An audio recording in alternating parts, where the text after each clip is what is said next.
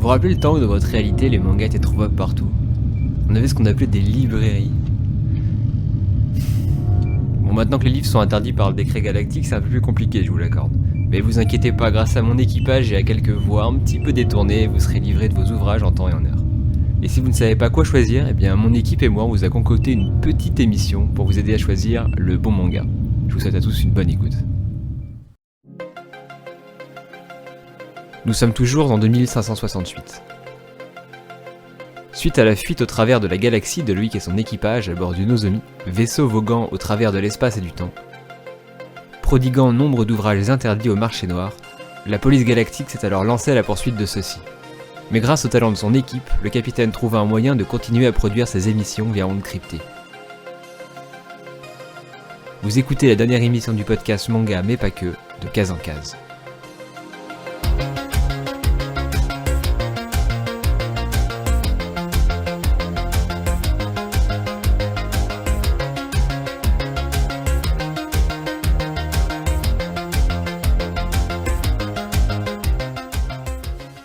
Salut à toutes et à tous et bienvenue dans le Case en Case, le podcast manga animation japonaise, mais pas que. On se retrouve aujourd'hui pour un épisode où on va pas parler de titres en particulier, mais de plein de titres différents, un petit peu à la façon des maisons d'édition. On va essayer de s'attaquer à la grande thématique, qu'est-ce qui fait un bon manga selon nous, et je répète selon nous. Vous n'aurez sûrement pas le même avis que nous, mais c'est pour ça que j'ai sélectionné deux autres personnes qui, logiquement, ont des lectures un petit peu différentes des miennes, même je suis sûr en fait. La première, vous la connaissez déjà, elle est déjà venue sur le podcast, on a déjà fait 3, 4, 5 épisodes ensemble, dont un hors-série qui sera resté dans les annales de la ville d'Angoulême. C'est bien évidemment Sego, le podcast Sego Ayo. Non, Oyo Podcast ? Non, ça s'appelle Sego Ayo. toujours Ohio. Non, le podcast c'est toujours Ohio. Et bah écoute, salut Loïc, merci de m'inviter une fois de plus. Maintenant je suis une habituée de ton podcast, mais je suis très contente d'être là. Merci pour De rien. Et l'invitation. Sego Ayo, donc c'est maintenant c'est mon nouveau blaze C'est mon nouveau pseudo, social. oui, Voilà, sur les c'est ça, réseaux, mais ouais. c'est Ouais, et l'ensemble c'est... quoi. C'est Voilà, l'entité, c'est d'accord. exactement. T'as C'est la tout, marque. voilà, c'est la trademark. D'ailleurs, est-ce que j'ai le droit de le dire ou est-ce que je te dois des royalties? Non, c'est bon, t'as le droit de le dire. Très bien. La seconde personne, vous la connaissez logiquement sûrement si vous traînez sur le Twitter du collectif, entre autres. Elle est souvent là en train de commenter nos différents posts, ou du moins de liker, de retweeter. C'est Alice Malo sur Twitter, @Alice du 9e art. Salut Comment tout ça le va? monde, ça va? Content d'être invité. Premier podcast. Premier podcast sur des mangas, ouais. Ah, on a déjà fait sur de la BD peut-être, du cinéma ou des planches. Alors, je bosse en radio de base, donc du podcast, j'en ai fait autrement, mais podcast, manga, donc un sujet coup de cœur, c'est la première fois. Bienvenue. Ouais, Merci. ça, c'est un peu le test. Je suis le crash test de beaucoup, j'ai l'impression à chaque fois. Mais c'est pas grave. Juste pour se resituer, Sego, ça fait 3-4 ans que tu lis des mangas. Oui, c'est ça. Moi, ça doit faire une quinzaine d'années. Et Alice, ça fait 4 ans aussi, je crois, 4-5 ans. Ouais, ça fait 4-5 ans que je suis tombée dedans, irrémédiablement. T'as commencé par les animes ou par manga papier direct? Alors, je pense que, comme beaucoup, j'ai commencé par les animes, mais c'est pas ça qui a provoqué la chute. Je raconte la petite anecdote ou Allez. ça... Vas-y, ouais, tant qu'on ok. y est, c'est parti. Eh ben écoute, j'avais 20 piges, période fac, examen, et je me dis, bon, faut que je regarde un truc qui prend pas la tête, un truc un peu consommable. Et je fais la connerie de me lancer dans One Piece. Voilà, le début de l'échéance. Donc je commence à regarder l'épisode, je me dis, bon, ok, c'est cool, mais c'est l'histoire d'un pirate, quoi. J'arrête au bout d'un, je sais pas, deuxième arc. Et puis je reprends, rattrapée par les examens et la flemme de commencer quelque chose d'intéressant. Et je mets de gros guillemets. Et en fait, comme beaucoup, je me rends compte que je suis en train de regarder un truc qui est finalement énorme. Et je me mets à regarder les mangas et je tombe dedans. Une fois que je suis tombée dedans, j'ai tout raflé en 3 mois. Et là, il a fallu que je lise d'autres mangas. Et j'ai commencé à parler de manga, notamment dans une émission de radio. Et c'était fini. Voilà. Sego, toi, c'était la même chose avec Naruto, si je dis pas Ouais, de mais c'est ce que bêtises. j'allais dire, et puis je comprends mieux du coup pourquoi Alice défend souvent fermement One Piece sur notre Discord notamment, ce que je comprends parce que j'aime beaucoup One Piece aussi. Mais quand c'est ton premier, je pense que c'est une expérience inoubliable. Ouais. Il reste dans le cœur, quoi qu'il arrive. Voilà, exactement. Ça a l'air d'être le premier pour beaucoup. Naruto ou One Piece, c'est souvent les deux. Avec Death Note, je crois, c'est les trois, en tout cas, de notre tranche d'âge où ça a été quasiment le lanceur d'une passion, j'ai l'impression. Alors, j'y tiens, genre vraiment j'y tiens, ça me fait chaud au cœur. Mon tout premier manga, mais je ne savais pas que c'était un manga parce qu'il n'était pas imprimé en version manga à l'époque. J'avais 11 ans et j'ai commencé par Akira, qui était dans la bibliothèque de mon père et qui me disait surtout tu ne lis pas ça, c'est pas de ton âge. Mais bon, quand on vous interdit un truc, vous êtes un enfant, vous êtes curieux, vous allez lire quand même les bouquins qu'on vous interdit de lire. Donc j'ai lu Akira et en effet, j'ai pas tout compris, mais c'était tellement incroyable que je les ai engloutis, quoi.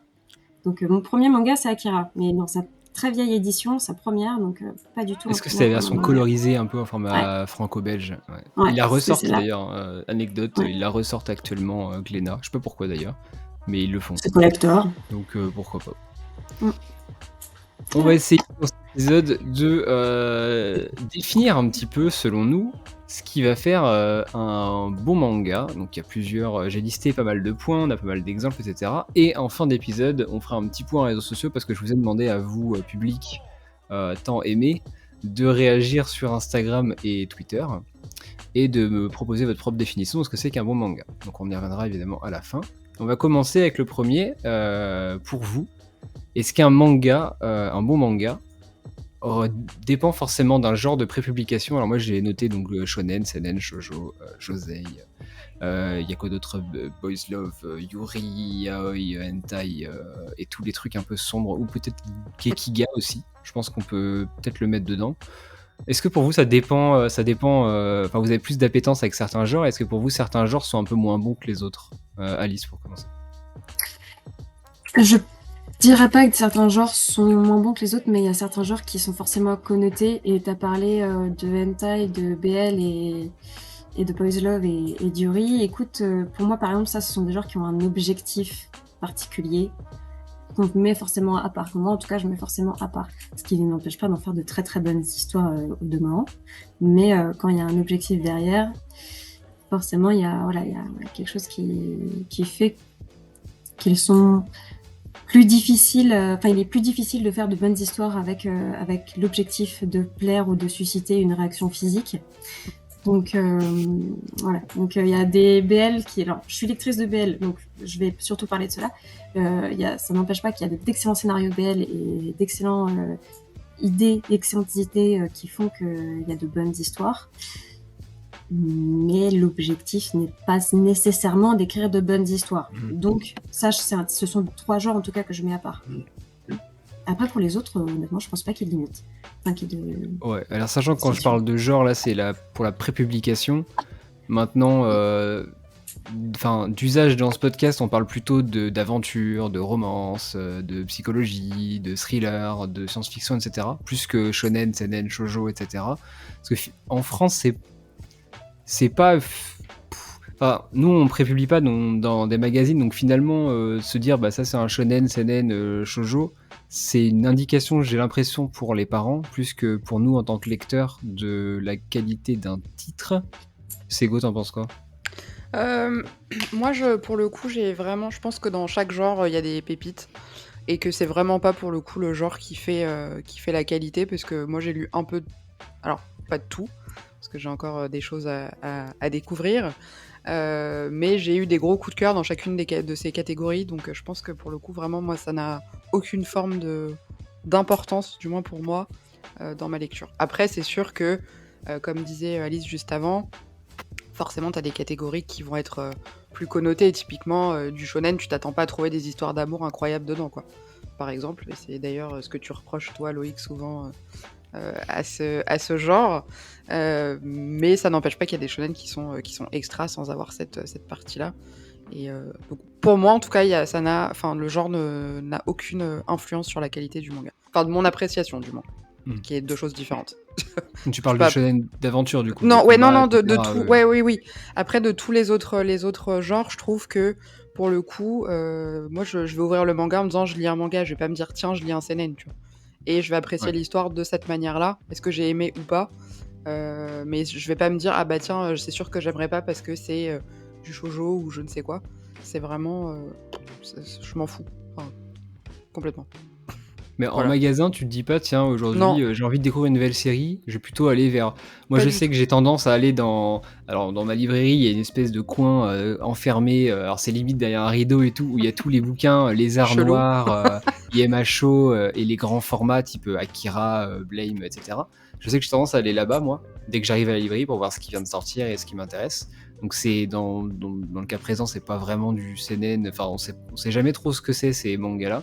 L'autre fois, j'en ai acheté un, je pensais que c'était du seinen, finalement c'est du josei. Donc comme quoi on n'est pas ultra bien informé là-dessus en France. Mais tu te dis pas, tiens, je vais aller aujourd'hui, j'ai envie de me. Tu vas dans le rayon et je sais pas, tu vas là où il y a tous les trucs d'aventure, de romance, historique, pourquoi pas, etc.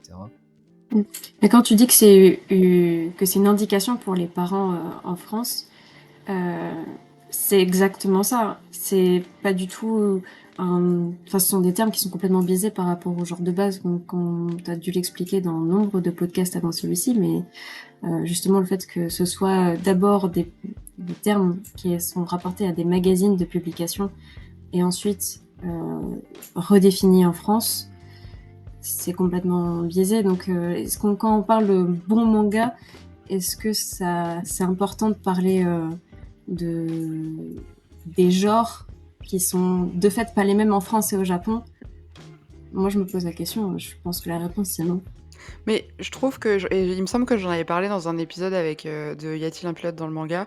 On parlait de Chainsaw Man justement, et on était en train de se dire qu'on est arrivé, je trouve, à une époque où, au final, les genres se mélangent un petit peu. En l'occurrence, on parlait de Chainsaw Man qui était catégorisé shonen, alors que c'est pas vraiment un shonen, mais c'est pas non plus vraiment un seinen.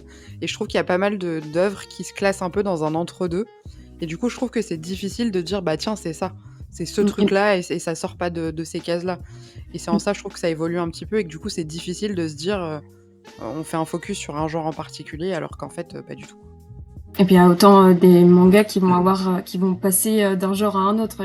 On a l'exemple vraiment typique de l'Attaque des Titans, qui commence comme un shonen pure souche et qui finit absolument dans un seinen et qui s'adresse plus du tout au même public. Alors tant mieux, le public a grandi, et encore.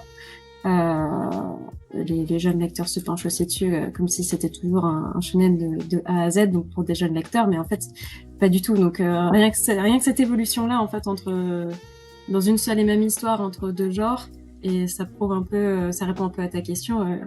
Du coup, c'est vraiment on passe d'un genre à un autre sans rapport avec le fait que ce soit une bonne histoire. À mon sens, l'Attaque des Titans est une bonne histoire. Donc, voilà. Bon, après, ça dépend des lecteurs, j'imagine. Non, bah, je pense qu'on est tous les trois d'accord pour dire qu'SNK c'est une bonne histoire. Hein. On avait fait un épisode avec Sego, on avait été plutôt dithyrambique à propos de la globalité de l'œuvre. La fin divisera tous les jours, mais on peut pas rien y faire. Moi j'avais noté 3 exemples, en plus d'SNK, donc 4. Mais Tokyo Ghoul en France est vendu comme un shonen pure souche, de même shonen pour rentrer dans le manga. J'ai lu Tokyo Ghoul, c'est d'une violence sans nom. Et Glénat a fait le choix, je crois que c'est prépublié en seinen au Japon, à confirmer, c'est peut-être de la merde que je dis, mais Glénat avait répondu dans une interview qu'ils avaient fait le choix de le sortir en shonen pour justement que ça se vende mieux, que ça soit accessible au plus grand nombre, parce qu'ils pensaient qu'en le sortant en seinen, ça se vendrait beaucoup moins avec le succès de l'anime. J'avais noté aussi Les Enfants de la Baleine, qui est un shoujo à la base, et qui est vendu comme un seinen. D'ailleurs, je pense que ça l'a torpillé. Parce qu'il est noyé dans la masse des seinen qui sortent, et vu que c'est un seinen qui est très spécifique et qui fait, sans péjoratif ou quoi, mais qui fait un peu efféminé dans beaucoup de choses, et qui franchement tend pas mal vers le shoujo pour notamment pour l'aspect psychologique des personnages. Je pense que ça a complètement torpillé quand c'est sorti en France de le mettre en seinen. D'un côté, en shoujo, ça serait un shoujo extrêmement violent. Donc, je sais pas, les Enfants de la Baleine, shoujo aussi violent.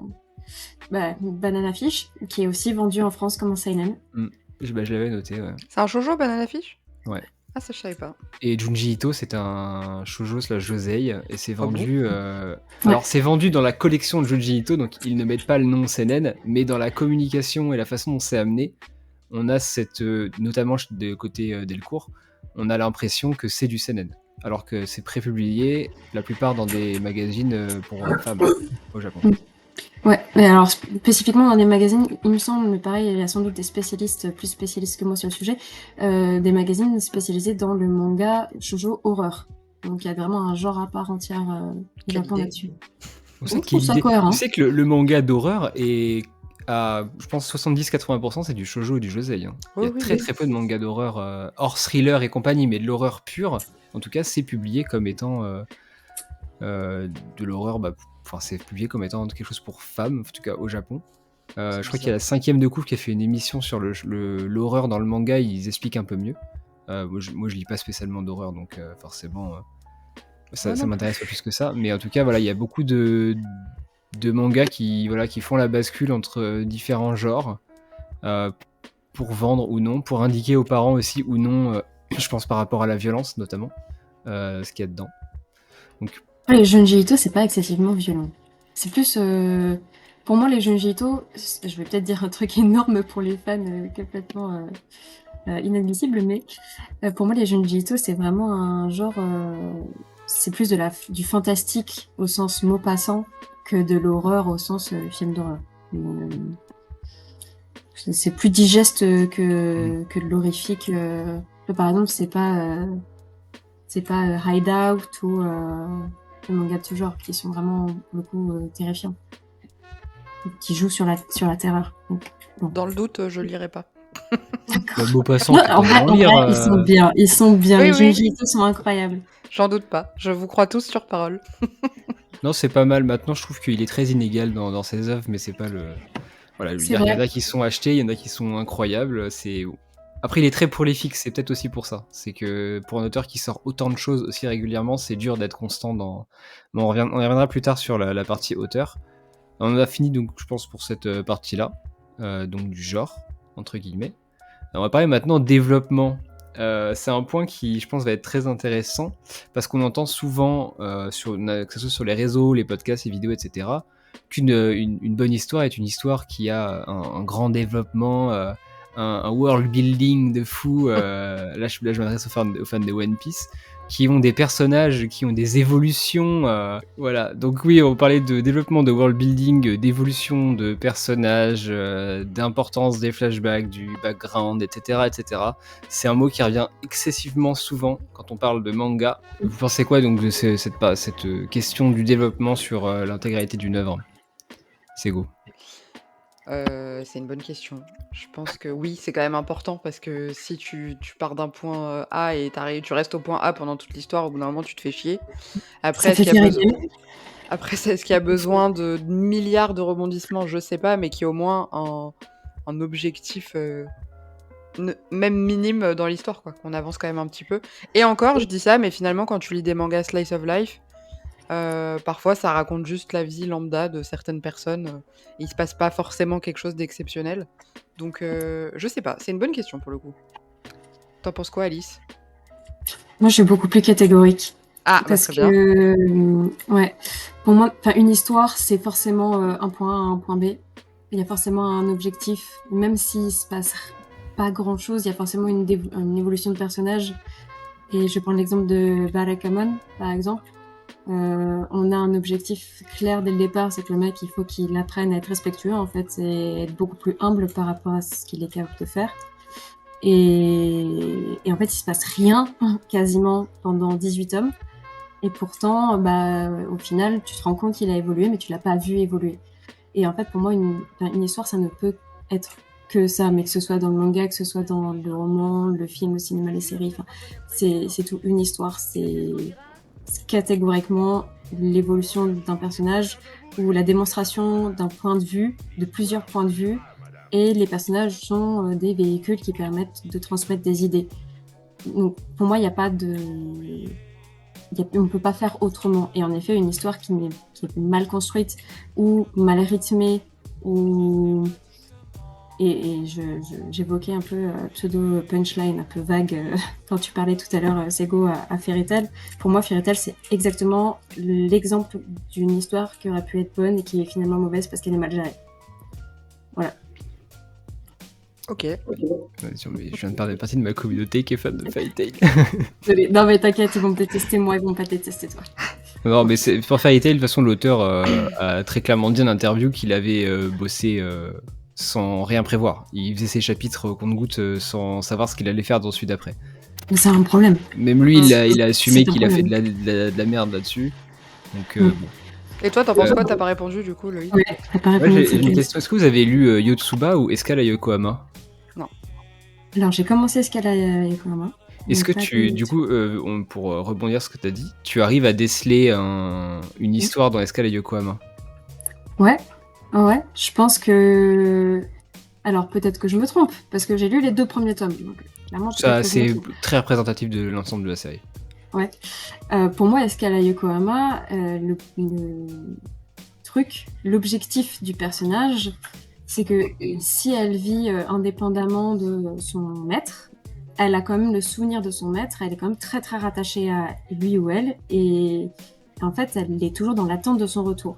Pour moi, son devoir en tant que personnage, c'est, enfin son but, c'est d'arriver à se détacher complètement de lui ou elle et voir quitter le café, faire autre chose, mais en tout cas arriver à se défaire de ce souvenir de cette personne qui existe sans exister.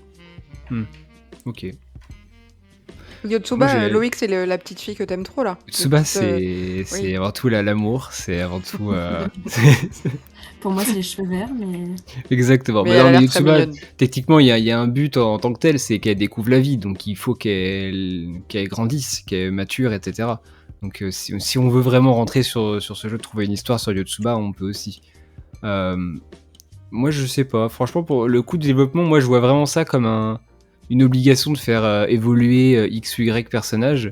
Un exemple qui est bien parlant pour moi, c'est l'opposition Eren et Luffy, qui parlera à tout le monde, où les gens ont tendance à dire que Luffy est pas développé et Eren l'est énormément, pour X ou Y raison, quand tu regardes les débats plus ou moins stériles d'internet. Alors que finalement, quand tu recentres sur la diégèse même de leur récit, ils sont tout aussi développés l'un que l'autre. C'est juste que les enjeux du monde dans chacun dans lequel il vit n'est pas du tout le même. Et on a cette espèce de, je sais pas, j'ai vraiment cette impression de les gens, ils cherchent de la complexité où il y en a pas. Parce que techniquement, Luffy, il est resté le même du début à la fin, mais ça change pas qu'il a quand même évolué. Il a des nouveaux compagnons, il a des nouveaux pouvoirs, son un but nouveau est le comportement même, voilà, mais il se aussi. comporte pas du tout de la même façon que ce soit au début du manga ou à présent. Bon, il est toujours con comme ses pieds, mais ça, on peut pas rien y faire. C'est pour ça Non, qu'on mais l'aime. il y a le caractère et enfin, on ne demande pas à un personnage de changer de caractère, on demande à un personnage de changer son. Finalement, on demande à un personnage, généraliste, mais on demande à un personnage de changer son point de vue au monde pour régler ses problèmes. Parce que c'est ça en fait, et devenir adulte et passer du bien vers le mal ou du mal vers le bien. Enfin, c'est... Voilà.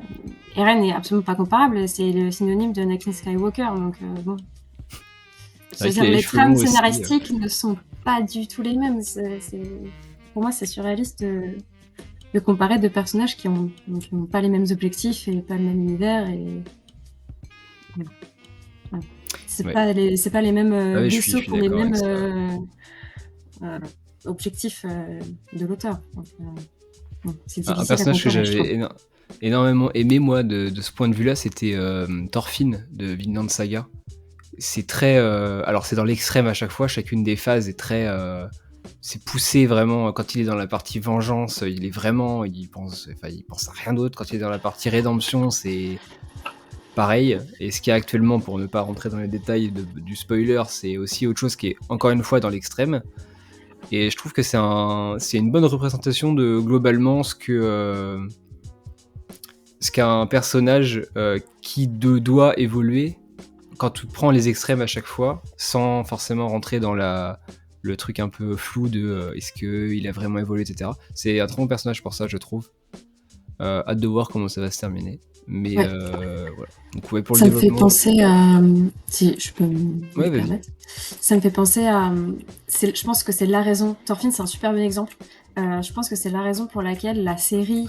Alors je sais plus si c'est la saison 1 ou si c'est la série entière qui s'arrête à ce moment-là, qui s'arrête à l'accomplissement de sa... Saison 1, ouais. de l'une de ses états, l'un de ses états émotionnels.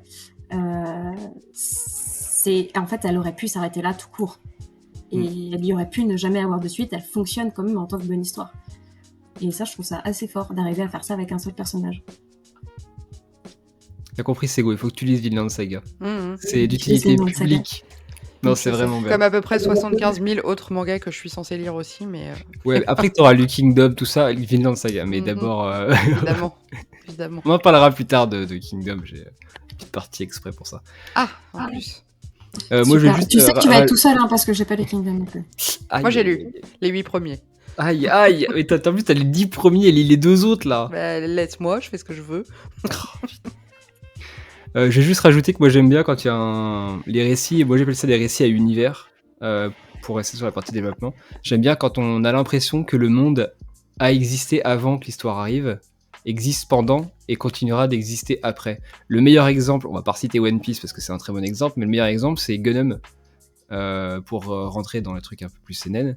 C'est que tu comprends qu'il y a eu des choses avant, tu comprends qu'il se passe des choses en même temps que Gali évolue, que ce soit Nova ou autre, et tu comprends qu'une fois qu'elle sera plus là, il va continuer à y avoir des choses qui vont se produire, et je trouve ça super impressionnant, et j'avoue que c'est assez rare qu'un récit me montre ça.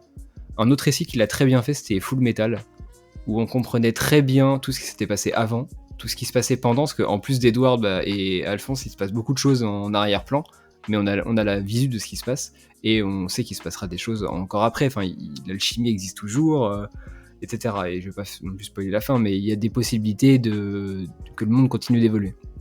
Je trouvais ça super intéressant, et c'est vrai que c'est assez rare dans le manga d'avoir des mondes aussi fournis. Après, c'est peut-être pas non plus le principe même du genre, mais j'aime bien les récits qui sont comme ça en tout cas. Moi, je trouve que ça, pour moi, ça fait des bons mangas. Et du coup, tu considères ça comme du développement ? Alors oui, parce que c'est du développement avant de commencer l'histoire. Okay. Tu vois, typiquement, attention, petit défaut avec Kingdom. Kingdom, c'est une période donnée. C'est-à-dire qu'il y a très rarement des moments où on te dit oui, il y a eu un roi avant qui a fait X ou Y truc, mais on s'en fout. Ce qui est important, c'est ce qui se passe maintenant, c'est Essay, c'est Shin, etc. Et ce qui se passera après, on s'en moque, ça appartient à l'histoire et tant pis. Okay. Et donc tu vois, dans le cas de Kingdom, ça rentre pas dans ces fameux mondes récits à univers que je trouve ultra passionnants, parce que c'est très arrêté dans le temps, c'est une capsule, tout comme Death Note. Death Note, on sait pas du tout les autres détenteurs des cahiers, ce qu'ils ont fait avant ou après. On sait qu'il y en a eu, on sait qu'il y en aura, mais maintenant on n'en saura jamais plus. À part dans Short Stories où on a un micro aperçu, mais c'est... Ouais, d'ailleurs c'était très bien, mais ouais. C'était une expérience amusante, Short Stories. Un mot à rajouter sur le développement, on peut passer très rapidement à la partie d'après. Alors une partie que j'ai rajoutée là aujourd'hui, ce que je me suis dit que ça pourrait être intéressant. Est-ce que pour que ça soit un bon manga, il faut qu'il y ait un message, un fond obligatoire qui raccorde soit avec notre société à nous, soit avec une expérience qu'on peut avoir vécue, etc. Est-ce que c'est important qu'il y ait ça en fait dans un manga, Alice? Pour moi, ouais. Pour moi, oui, mais après, c'est pas obligé que ce soit clair et dit entre vraiment une case ou une bulle qui te dise ok, il faut la solution finale, la morale de l'histoire, c'est ça. Je pense pas que ça ce soit important. Par contre, je pense qu'on puisse, nous lecteurs, tirer des conclusions de notre lecture. Alors, parfois, on va pas s'en rendre compte. Parfois, ça va nous passer au-dessus de la tête. Mais je pense que ça fait vraiment une bonne histoire, c'est qu'il y ait un objectif. Si l'auteur n'a rien à dire, ben, je passe mon chemin. Vraiment. C'est bon, bah ok, ensuite. Mais du coup, est-ce que tu fais la distinction en disant ça entre, par exemple, je sais pas, je vais prendre un exemple, Naruto, par hasard. Naruto, le message, c'est voilà, c'est le dépassement de soi, c'est l'amitié, c'est machin, c'est les trucs très classiques. Il n'y a pas un message de fond plus profond, enfin, je veux dire, qui diffère un peu, on va dire, du classique, des classiques objectifs du shonen. Là où, par exemple, je sais pas moi, j'en ai un qui me vient en tête de chez Akata qui s'appelle « Je crois que mon fils est gay ». Là, le message, c'est de vraiment faire comprendre l'acceptation de l'homosexualité, etc., etc., où c'est beaucoup plus comment dire, beaucoup plus précis. Et c'est pas juste, tu vas lire un shonen et te dire: «Ah bah tiens, oui, voilà, j'en ai retenu que il faut toujours se dépasser et garder ses amis parce que c'est important», tu vois? Je sais pas si je me suis bien exprimée et c'est clair Ouais. ce que je Si. Enfin, si, en tout cas, ce que j'ai envie de te répondre, c'est que c'est vachement cool que tu prennes ces 2 exemples-là. Parce que je crois que Mon fils est gay, en fait, c'est quasiment éducatif comme manga. oui, oui, c'est vrai, Donc forcément, il y a un petit truc c'est vrai. attendez, on va vous prouver que merde, en fait, la discrimination, c'est un problème, mais il faut faire autrement. Il y a plein de super mangas d'ailleurs qui traitent de ça super bien, ces questions-là, avec un côté éducatif et de très bonnes histoires au demeurant à l'intérieur. Et non, je pense pas que je fasse de distinction en fait D'accord. entre les deux. Je pense que vraiment c'est ça. Il y a un message. Je suis en train de perdre ma voix. Il y a un message et ça se vaut et c'est cool, c'est super. Et toi, du coup, si tu prends ces 2 exemples, tu vois une différence ou pas? Bah, du coup, moi, j'ai aussi le côté désolée Loïc, hein, on te laisse Non, pas vas-y, parler, écoute, mais je vous laisse. Je débranche le micro. mais après, est-ce qu'il y a pas aussi, désolée, je rajoute un 3e facteur, mais il y a pas aussi l'interprétation de chacun? C'est-à-dire que toi, tu vas lire une histoire, tu vas y voir un message, moi je vais lire la même histoire, je vais peut-être pas avoir le même message. Donc alors après, évidemment qu'il y a des messages universels, hein, on est bien d'accord et tu as plein de bons exemples pour le montrer. Mais je pense que finalement, le message de l'auteur, c'est hyper subjectif parce qu'on va chacun le percevoir À sa façon. à sa façon, ouais, je pense. Ouais. Je pense que c'est peut-être tout l'objectif, mais vraiment toute la Ouais, beauté si, d'une bonne histoire, en fait. C'est que c'est vrai. toi, tu comprends ce qui te touche à un instant T. Et tu vois, par exemple, il y a ce truc, alors je pense que ça arrive parfois, peut-être pas à tout le monde, et peut-être que ça arrive vraiment à un instant précis dans la vie de chacun, mais tu lis un bouquin, il passe au-dessus de la tête, tu l'aimes pas, et puis quelques années plus tard, ou quelques mois plus tard, tu vas le reprendre, et là, tu vas dire: «Ah la vache, j'avais pas compris ça comme ça. Mmh. Waouh, là, ça me choque», et tu peux pas t'arrêter de le lire, et là, t'es frappé par un truc que t'avais pas capté, et il touche vraiment, et tu comprends le message, un message qu'il y a derrière, et peut-être que dans 10 ans, tu le reliras et tu comprendras autre chose encore, et c'est ça qui est, enfin ça, C'est je vrai. trouve ça génial. Ah, je suis Enfin, je sais d'accord. pas ce que vous en pensez, mais Ouais, moi, le qu'est-ce que vous bouquin en qui me pensez? fait ça, qui m'a fait ça plusieurs fois, c'est Le Petit Prince de Saint-Exupéry, où je l'ai lu à des périodes différentes de ma vie et je l'ai pas du tout perçu de la même manière à chaque fois que je l'ai lu. Donc désolée, on sort du cadre manga, mais je comprends tout à fait ce que tu veux dire du coup. Mais Star Wars, Oui. hein. Star Wars, Oui, c'est un super exemple pour ça, hein. c'est T'auras vrai. jamais la même vision de. Ou c'est un anneau, hein, mais Star Wars, t'auras jamais la même vision quand t'es gamin, ado Oui, ou adulte, c'est vrai. notamment du personnage d'Anakin. Tu le vois pas du tout de la même façon en fonction de l'âge que t'as, je trouve. Ouais, c'est vrai. Ouais.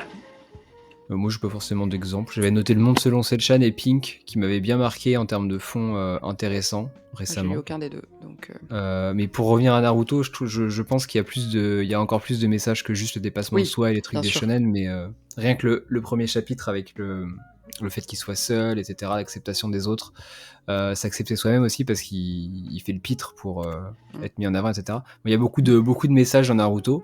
Par moment, je trouvais ça plus intéressant quand il essayait de faire passer des messages que quand il a arrêté de le faire, donc avec la Grande Guerre et tout à la fin. Mais bon, ça reste mon avis. Maintenant, c'est vrai que je pense que n'importe quelle œuvre, hormis les biographies ou les biopics de X ou Y personnes politiques, mais je pense que de base dans la littérature, si on englobe BD, comics, etc., il y a toujours un fond. Enfin, t'écris pas pour rien. Et si jamais ça arrive que t'écrives pour rien, bah c'est genre Togenanki, c'est de la merde. Je suis désolé si vous C'est aimez. vrai. Voilà, Non, je ou ne les l'ai pas isekai en chroniqué, pagaille, il a c'est de la raison. merde. C'est voilà, j'ai pas. Désolé pour vous si vous aimez tous les isekai à la con là, mais à un moment donné, Les isekai, c'est de plus en plus difficile de faire une bonne histoire. voilà, c'est comme ça. On va passer à la catégorie d'après. Alors je pense qu'on va pouvoir mixer les deux. C'était dessin et auteur. Donc j'avais noté pour le dessin, est-ce qu'un dessin prime sur le reste? J'avais pris 2 exemples. L'exemple de Boichi, qui est un dessinateur très bien, mais qui fait des histoires, mais nul. Oh, je suis désolé pour les fans de Boichi, mais c'est rincé. Enfin, on va pas se mentir, c'est vraiment pas bon. Voilà, bref. Et après, j'avais pris Ranking of King, qui a un dessin qui est vraiment pas joli, et pourtant, l'histoire, elle est top. Vous avez des exemples comme ça aussi qui sont un peu les extrêmes ou pas? Alors oui, et j'aimerais peut-être réagir à ce des exemples que tu as Oh donnés. non, t'aimes bien Boichi? Oh, je suis Non, désolé. je Ah, ça. supporte pas Boichi, mais tu vas voir pour une raison à l'opposé de ce que tu viens de dire, je ne supporte pas le dessin de Boichi. Je suis allergique à ce dessin-là. Je trouve, une sorte de sexualisation fragile qui Ouais, rend, je suis d'accord qui rend les là-dessus. personnages très très bizarres. Mais même dans leur regard, ça me met mal à l'aise. Les persos Et féminins de Boichi, c'est un peu. mais même masculin, tu les regardes, tu fais, oui. C'est très très gênant. Et oui, en plus, les scénarios, bon voilà, n'équilibrent pas le dessin chelou, à mon sens. Et je ne comprends pas la hype qu'il peut y avoir autour de cet auteur parfois. Et Ranking of King, je vais y arriver. Pour moi, c'est l'équivalent de SNK. C'est-à-dire que ça commence graphiquement très très mal. Tu te dis, ça ne va jamais marcher tellement c'est moche. Et en fait, t'es emballé par l'histoire dès les 3 premières pages. Donc forcément, en fait, c'est la preuve que le dessin, mine de rien, en fait, c'est pas forcément le principal. Il y a quelque chose. Un mauvais dessin peut aussi rendre quelque chose d'intéressant. Après, du coup, ça me fait penser à Kabi Nagata, qui est l'autrice qui a fait Journal de ma solitude, Solitude d'un autre genre, et Il y a Boire pas pour Je fuir bois ma ma solitude. solitude qui est sorti Boire récemment. pour fuir ma solitude, ouais. C'est ça, Qui est je l'ai le vu plus passer. court et l'un des plus intéressants, qui sont tous intéressants puisque c'est son autobiographie. Elle est passionnante pour moi, cette mangaka, elle est incroyable. Et Kabi Nagata a un style graphique, c'est très lisible, mais ça ressemble à du dessin de presse, comme on peut en voir en France. C'est de la caricature en fait. C'est absolument pas, c'est pas du dessin manga du tout. Ça n'a rien à voir avec un dessin manga. Et d'ailleurs, à la fin de son 2e tome, Solitude d'un autre genre, il y a une nouvelle une nouvelle de fiction pour le coup, qui vient compléter un peu son autobiographie. Rien à voir. Et là, on voit son style à la fois quand elle raconte son autobiographie et son style de mangaka qui raconte de la fiction. C'est vraiment 2 univers différents, 2 choses différentes. Il y en a un qui est très beau, je vous laisse deviner lequel, et l'autre qui est explicatif, mais certainement pas sexy à regarder, quoi. Et qui ne la met absolument pas en valeur, ni en tant que personne, ni en tant que dessinatrice. Et pourtant, ce sont des bouquins que moi je trouve absolument incroyables et à mettre dans toutes les mains, que ce soit pour de l'autobiographie, pour de la bande dessinée grand public ou pour des lecteurs de manga, simplement des lecteurs de manga. Ouais. C'est go. Mmh. Je reformule. Est-ce qu'il y a des mangas que tu trouves moches mais pourtant que t'as kiffé? Non, oui, Criminel Fiançailles, c'est le dernier exemple que j'ai en tête, que je le trouve le dessin, j'aime pas du tout, mais pas du tout. Et finalement, je me suis prise à l'histoire. Alors, on aime ou on n'aime pas, hein. Moi je trouve ça trop bien, mais les dessins, vraiment, j'appréciais pas du tout. Et pour le coup, moi je sais qu'en général, j'ai du mal à commencer une œuvre si le dessin me plaît pas. Typiquement One Piece, c'est pour ça que j'ai mis autant de temps à me lancer, c'est que les premiers tomes, pardon, hein, mais c'était affreux. Finalement, je regrette pas du tout d'avoir forcé parce que c'est génial. Mais c'est vrai qu'au premier abord, ça va me rebuter et peut-être me dire je vais avoir plus de mal à rentrer dans l'œuvre. Et alors qu'au final, il y a des œuvres que je trouve géniales alors que le dessin me plaisait pas forcément. Et inversement, c'est pas parce qu'un dessin est magnifique que l'œuvre est extraordinaire. Voilà. Donc ça prime pas particulièrement. C'est quand même mieux si c'est joli. Hein. Oui, On oui, se mentir, bien sûr, ça c'est sûr. Lire un truc moche. Après, il y a des trucs où vraiment, par exemple, Max m'a prêté Amer Béton. Tayu Matsumoto, ouais. Et puis c'est le premier que tu lis de Ouais, c'est le Matsumoto? premier. Ouais, c'est le premier. Ouais. Alors, Ouais, bon courage, ouais. Je sais. C'est pas le. T'as pas commencé par le meilleur. Enfin, c'est pas le meilleur. Je veux dire, le plus accessible. T'as pas commencé par le plus accessible. Mais Amer Béton Il paraît que c'est extraordinaire, hein, que c'est top, mais par contre le dessin vraiment. J'ai feuilleté, je me suis dit bon merci, c'est gentil de me le prêter. Bah, mais... Tu t'y feras jamais malheureusement. Je kiffe l'auteur, je trouve que c'est un auteur qui est d'une richesse mais infinie dans ce qu'il traite. Et le dessin, et pourtant j'ai lu un bon 50-60% de ce qu'il a fait, j'y arrive toujours pas. Hein. Mais je kiffe, mais j'y arrive pas. Et pourtant je continue à en lire parce que c'est trop bien. Il a un truc quoi. Et bah, typiquement, tu vois, Loïc, toi, je sais que tu l'as lu parce que j'ai vu passer sur tes réseaux, Alice, je sais pas, le one-shot sur Luke Skywalker, la première histoire, c'était affreux, le dessin était affreux. T'avais l'impression que Ouais, il tremblait et tout. Ouais, ouais. c'était horrible et vraiment c'est dommage parce qu'en soi l'histoire était pas mauvaise, mais vraiment ça m'a gâché la lecture parce que vraiment j'ai trouvé c'était affreux, mais affreux. C'est Amer Béton à côté, c'est joli quoi. Mais Amer Béton, c'est très joli, c'est Non, mais- cinématographique. Oui, enfin moi j'ai du mal, mais bon peut-être que et puis de toute façon je pense que tout le monde a l'air de dire que l'histoire est incroyable, donc je me prendrai Mm. au truc, c'est sûr et certain. Mais c'est vrai qu'il y a des auteurs comme ça où je pense que, sans aller jusqu'à dire que ça prime dans ta question Loïc, mais je pense que c'est quand même important visuellement d'avoir un truc beau, parce que si tu galères à lire le truc, ça a pas trop d'intérêt quoi. Alors, ce que tu as dit sur Amer Béton, ça me fait penser à un manga qui est sorti chez Lézard Noir. J'arrive pas à retrouver le nom de l'auteur, c'est très perturbant. Le manga s'appelle Ryuko. Ah, Eldo Yoshimitsu. Merci. Je Yoshimitsu. kiffe l'auteur, je trouve qu'il est trop Ouais. fort. Il Mais est c'est trop moche. fort. C'est très difficile à lire. C'est élancé. Ouais, c'est un peu c'est comme difficile à lire. c'est un peu comme l'ère des cristaux, c'est un peu. C'est élancé. Bah, disons qu'en fait, par exemple, il y a une description d'une page qui est assez incroyable où tu as, à la façon de Akira, un sorte de renversement avec une moto. Mhm. Et sauf que il fait un truc super bizarre, c'est qu'il dessine sur une seule page le mouvement de la moto sous plusieurs angles. Donc toi, tu regardes la page et tu te dis, mais qu'est-ce que je suis en train de regarder? Ça n'a aucun sens. Et t'as une roue qui est tordue, élimée, tu sais, comme les lumières d'un lampadaire dans une ville. T'as l'autre moto que tu vois nettement, bien dessinée, bien proprement au fond. Enfin, ça n'a aucun sens. Et c'est son style. Ça se lit comme ça. Et sauf que, bah, évidemment, il y a plusieurs pages qui sont dans ce style-là.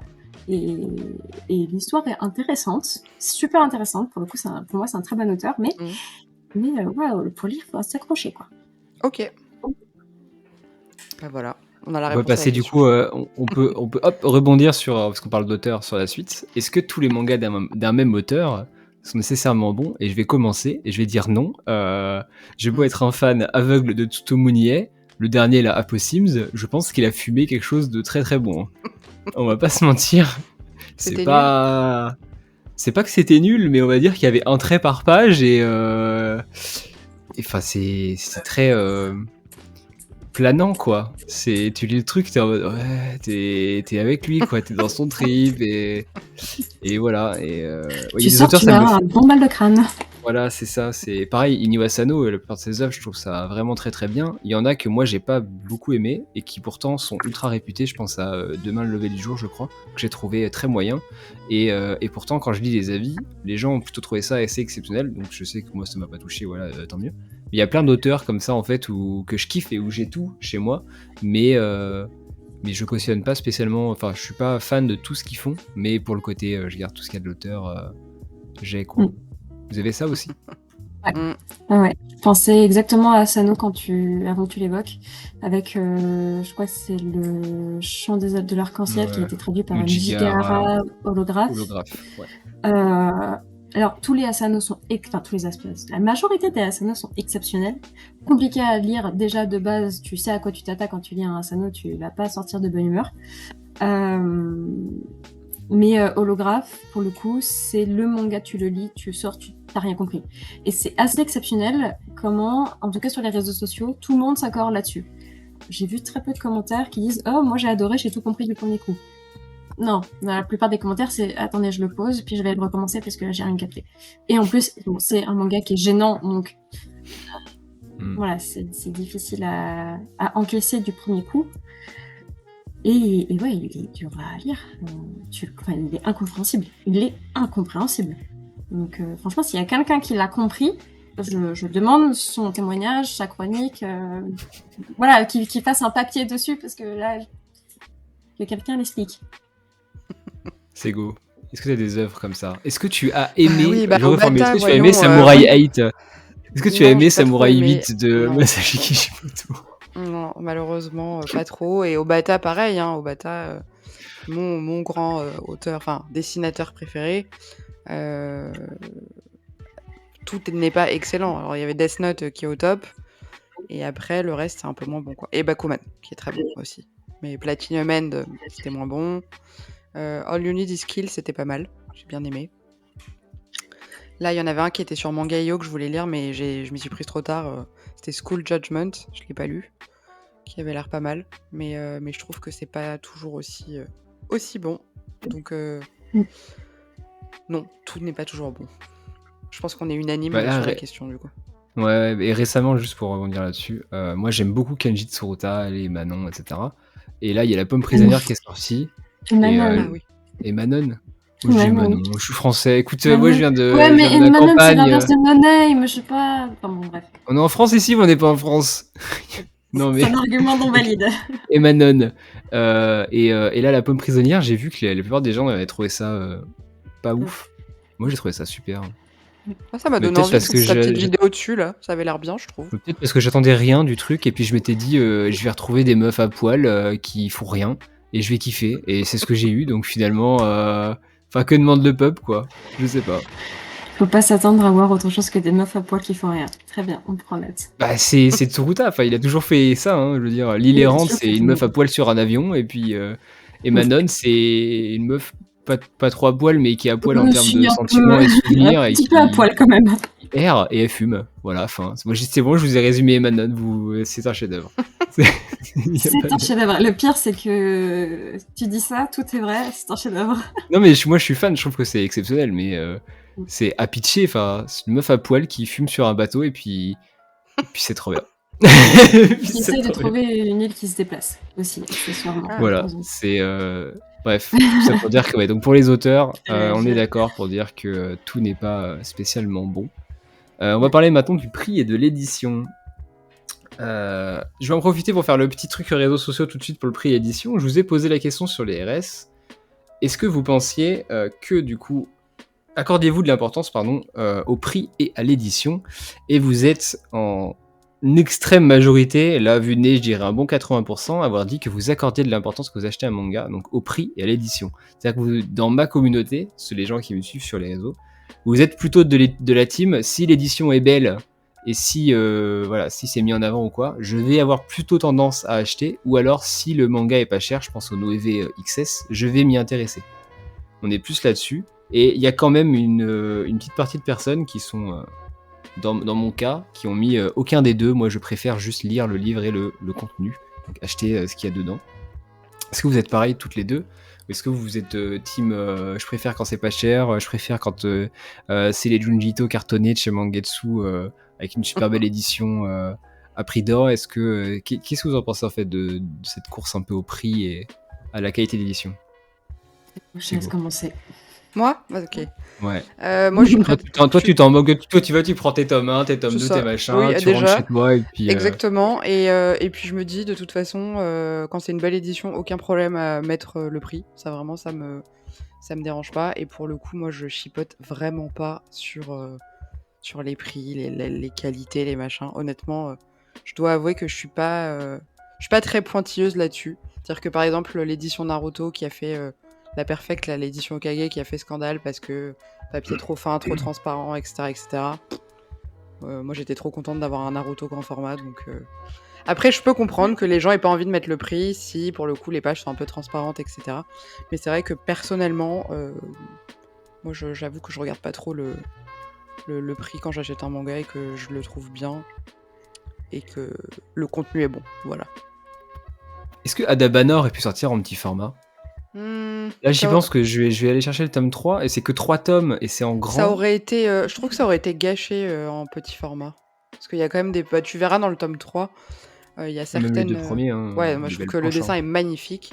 Et là, dans le tome 3 notamment, il y a une planche qui, moi, m'a vachement marqué, qui est sur une double page. Et je trouve qu'en petit, ça aurait pas du tout été. Déjà en grand, elle est pas optimisée, je trouve. On voit pas le dessin à la hauteur de ce qu'il est vraiment. Et en petit, je pense que petit format, ça aurait pas été aussi bon, je trouve. Alice? Sur Adabana, je pense que Tuel n'aurait pas été en sélection au prix ACBD s'il avait été en petit format. Alors que ça aurait été la même histoire. Mais je pense qu'il y aurait eu un côté un peu récalcitrant, en fait, que ce soit pas un beau livre, justement. Tu l'as lu? Ça, c'est peut-être un problème. J'ai pas lu le tome 3 encore. Okay. Ouais, ce week-end aussi pour moi. Moi, je l'ai lu hier. Et à part ça, c'est une question un peu pointilleuse parce que j'avoue que tu vois, quand il y a à chaque fois des gros problèmes sur les réseaux sociaux, qu'il y a des Twitter drama sur On oublie là pour le temps du Tom, podcast ces histoires de drama à la ouais, con. mais enfin voilà, je vais pas m'enfoncer dessus, mais tout ça pour dire que j'ai tendance à les éviter, les contourner ou pas à les je les comprends pas. Je me dis mais pourquoi vous prenez la tête là-dessus? Et en même temps, je me rends compte que il faut, il y a une vraie différence en fait dans la façon dont tu consommes un petit tome et la façon dont tu consommes, par exemple, un Emanon, qui est la collection picarographique, que je dis pas de bêtises, non, Latitude. Latitude. Mais le même format d'ailleurs que les picas graphiques, soit disant passant. Ouais. Donc là, par exemple, t'as pas de jaquette, t'as des belles couvertures de base. Forcément, il y a... Ouais, c'est différent. Là, t'as un bel objet et j'avoue que je me rends compte que je donne plus d'importance à ces bels objets-là où là, je suis capable de payer 18 € mon bouquin, voire plus cher s'ils sont plus chers. Et par contre, aller voir des tomes, clairement, je m'en fous en fait. Je m'en contrefiche des prix et ça a pas du tout. Je sais pas, c'est quoi, j'aime bien avoir mes bouquins, j'aime mes bouquins et puis voilà quoi, je vais juste les chercher et ça n'a pas d'importance. Mais ça dépend, tu vois, je vais faire peut-être un petit comparatif. J'avais essayé de jauger un peu pour voir comment répondre à cette question et je me rends compte que tu vois, si Neon Genesis Evangelion, la nouvelle édition, avait été plus chère, clairement je l'aurais pas prise. Elle est à quasiment 15 balles, je l'aurais pas pris. Elle est déjà un peu chère, je trouve. Elle est déjà chère pour ce que c'est, bien qu'il y ait des super extrébrices, etc. Mais plus, chaud. Par contre, prendre un Atirdel ou un Dovecote Express, qui est même la même autrice, qui sont à 16 € voire 17 €, ça ne pose aucun problème. Et pourtant, parce vraiment, que c'est noué, c'est joli. Oui, mais malheureusement, j'ai pas envie d'utiliser à chaque fois des exemples noués, mais il y a beaucoup d'exemples noués. J'avais vu un tweet passer que je trouvais assez réaliste sur Noévé. Ça concernait le manga Veil de Koteri, où la personne disait que d'instinct, elle avait acheté les mangas, elle continue à les acheter parce que c'est des super beaux objets, mais à la lecture, elle trouvait ça... voilà, pas nul, mais tu vois, elle était en mode ok, enfin sans plus, tu vois, c'est sympa, mais c'est pas le truc transcendant de fou où la personne allait s'en rappeler. Et elle avait dit justement, oui, j'ai acheté ça parce que c'est beau en fait, c'est un bel objet. Et pour moi, Veil, ça prouve un truc, c'est que pour moi, l'objet ou la qualité d'édition doit être en accord avec l'intérieur du bouquin. Dire que je trouve que la lecture de Veil, et précisément celle-là, ça soutient en fait le texte, l'histoire à l'intérieur. En fait, tu lis le livre autant par tes doigts, par le toucher, que par les yeux. Voilà, parce que c'est un livre d'art. Il ne faut pas oublier que Noévé Graphics, à la base, c'est une maison d'édition. Enfin, Noévé est une maison d'édition de livres d'art à l'origine, avant de se plonger sur le manga, ce qui est un peu farfelu, mais qui nous apporte des bouquins comme Veil, donc ok. C'est un livre où tu as vraiment l'expérience en fait, qui est autant tactile que visuelle. Et il faut dire que par le contenu du livre. Donc, pour moi, tu vois, c'est déjà un livre qui est un peu dans cet entre-deux de en vrai de la qualité, si elle apporte quelque chose à l'histoire, pourquoi pas. Mais des fois, c'est juste ça apporte rien en fait à l'histoire, c'est juste un bel objet, mais ok. Ça, par contre, tu vois, moi, à l'inverse, j'aurais plus de mal à me dire j'achète un manga juste parce qu'il est beau et jamais le lire, tu vois. Ça, je trouve ça moins logique. Après, c'est ce que je faisais pour le Noël Fan Club, moi. T'as pas entendu, Loïc? T'as dit quoi? Je disais, c'est ce que je faisais pour le Noël Fan Club. J'ai acheté les premiers parce que l'édition, je suis désolé, il n'y a pas mieux actuellement sur le marché. Il faut savoir que je n'aime ni les bouquins assez datés, ni les bouquins de samouraï. Donc pourquoi est-ce que j'ai acheté ça? Pour l'édition, et au bout de 3 tomes, malgré les qualités du récit, ça me plaisait pas en fait. Et je me dis, mais est-ce que j'ai vraiment foutu 32 balles tous les 2 mois dans un dictionnaire qui va péter mes planches derrière, si finalement je le lis, je mets 3 ans pour le lire et j'y trouve aucun plaisir. Donc je les ai revendus. Pour le coup, c'est vraiment ce qui me retient de les acheter, ça. Ouais. Qu'il soit énorme. Mais qu'il soit Qu'il énorme, coûte que ce soit un cher. bel objet, mais que... En fait, le fait qu'il soit énorme, tout de suite, ça te montre que le contenu, il va être hyper lourd à encaisser, tu vas pas le lire d'un Ouais. coup, que ça va être Mm. peut-être pas rébarbatif, mais que ça va être chaud, en fait, à apprécier sur la longueur. Bon, tu vois, le bel objet, ok, c'est un bel objet, mais en effet, t'es un peu freiné par la taille du mastodonte, quoi. Moi, je pense qu'on a fait le tour pour le prix édition. Pas trop de trucs à rajouter là-dessus. Peut-être juste une petite mention pour les fameux. On entend souvent en ce moment tout ce qui est effet de fab, les super belles éditions de X-Truc, les perfects, en veux-tu, en voilà, qui sont plus des arguments marketing qu'autre chose, je trouve. Je Sur trouve mine que de rien, c'est assez cher. Hein. Ouais. Le Reno, le maire Dreamland est un bon exemple, je trouve. Il est en train d'être réédité. Là, la réédition de la Perfect édition du tome 1 vient de sortir, je crois. Oui. Et oui. T'as fait une vidéo dessus, Loïc, non? Ouais, mais déjà ça coûte 5 balles, ce qui est excessivement pas cher pour Pika. Et il a refait le tome en entier en fait. C'est un nouveau Ouais, manga. c'est ça. C'est ça, il a refait le tome en entier. Par contre, les tout derniers de la série ne seront quasiment pas refaits en fait. Donc t'as un Non, sens parce de qu'ils deux équipes, sont. Enfin, pour le coup, je les relis en ce moment, les Dreamland, et le trait évolue quand même très très vite. Et en fait, il a refait le début parce que, le tome 1, on va pas se mentir, tu le relis maintenant, t'es en mode qu'est-ce que c'est que cette merde. En termes de dessin, en tout cas, maintenant c'est un chef. À l'époque, c'était un peu moins ça.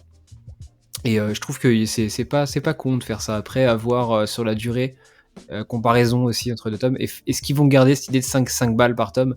C'est vrai que s'ils les ressortent à 8 ou. Parce que c'est 8. Pika, c'est quoi? C'est 7,20, 8, je sais plus, bref. C'est 90, non? J'attends de voir au niveau du prix sur l'ensemble comment ça sera. Mais pour moi, c'est une bonne chose qu'ils aient fait ça. Ils remettent au goût du jour C'est bien. Dreamland. Donc peut-être ça peut recruter des nouveaux lecteurs, je sais pas. C'est un peu l'équivalent de Panini avec leur Perfect. Hein. Ils recrutent des nouveaux lecteurs avec toutes leurs rééditions dans tous les sens. Ça marche, tant mieux. Moi, je suis client, j'en ai beaucoup de toutes les rééditions de Panini là. Je trouve qu'ils font du bon taf. Voilà. C'est légèrement trop cher, mais c'est pas. Franchement, voilà, j'ai les moyens et. Bon, pas grave quoi. Ce qui me permet d'enchaîner sur, qu'on parle du prix, les collectors et la rareté des mangas. On le sait, à l'heure actuelle, si tu es un shonen en vogue, j'ai nommé One Piece, MHA, Jujutsu Kaisen, tu as ton collector tous les 2 mois. Et si tu es autre chose, tu n'as rien. Alors, il y en a quand même quelques-uns d'autres. Hein. J'ai noté le collector Otaku. J'ai noté les webtoons, donc Solo Leveling, True Beauty. J'ai noté l'Atelier des Sorciers, qui est un collector par tome. Quelques Spy Family. Et les Bakemonogatari, qui je crois ont des collectors à chacun des tomes, pour notamment des couvertures réversibles et quelques One Punch Man. Mais on reste quand même très fortement sur les 6 shonen de baston qui marchent en ce moment et rien d'autre quoi. Moi je trouve ça gênant personnellement.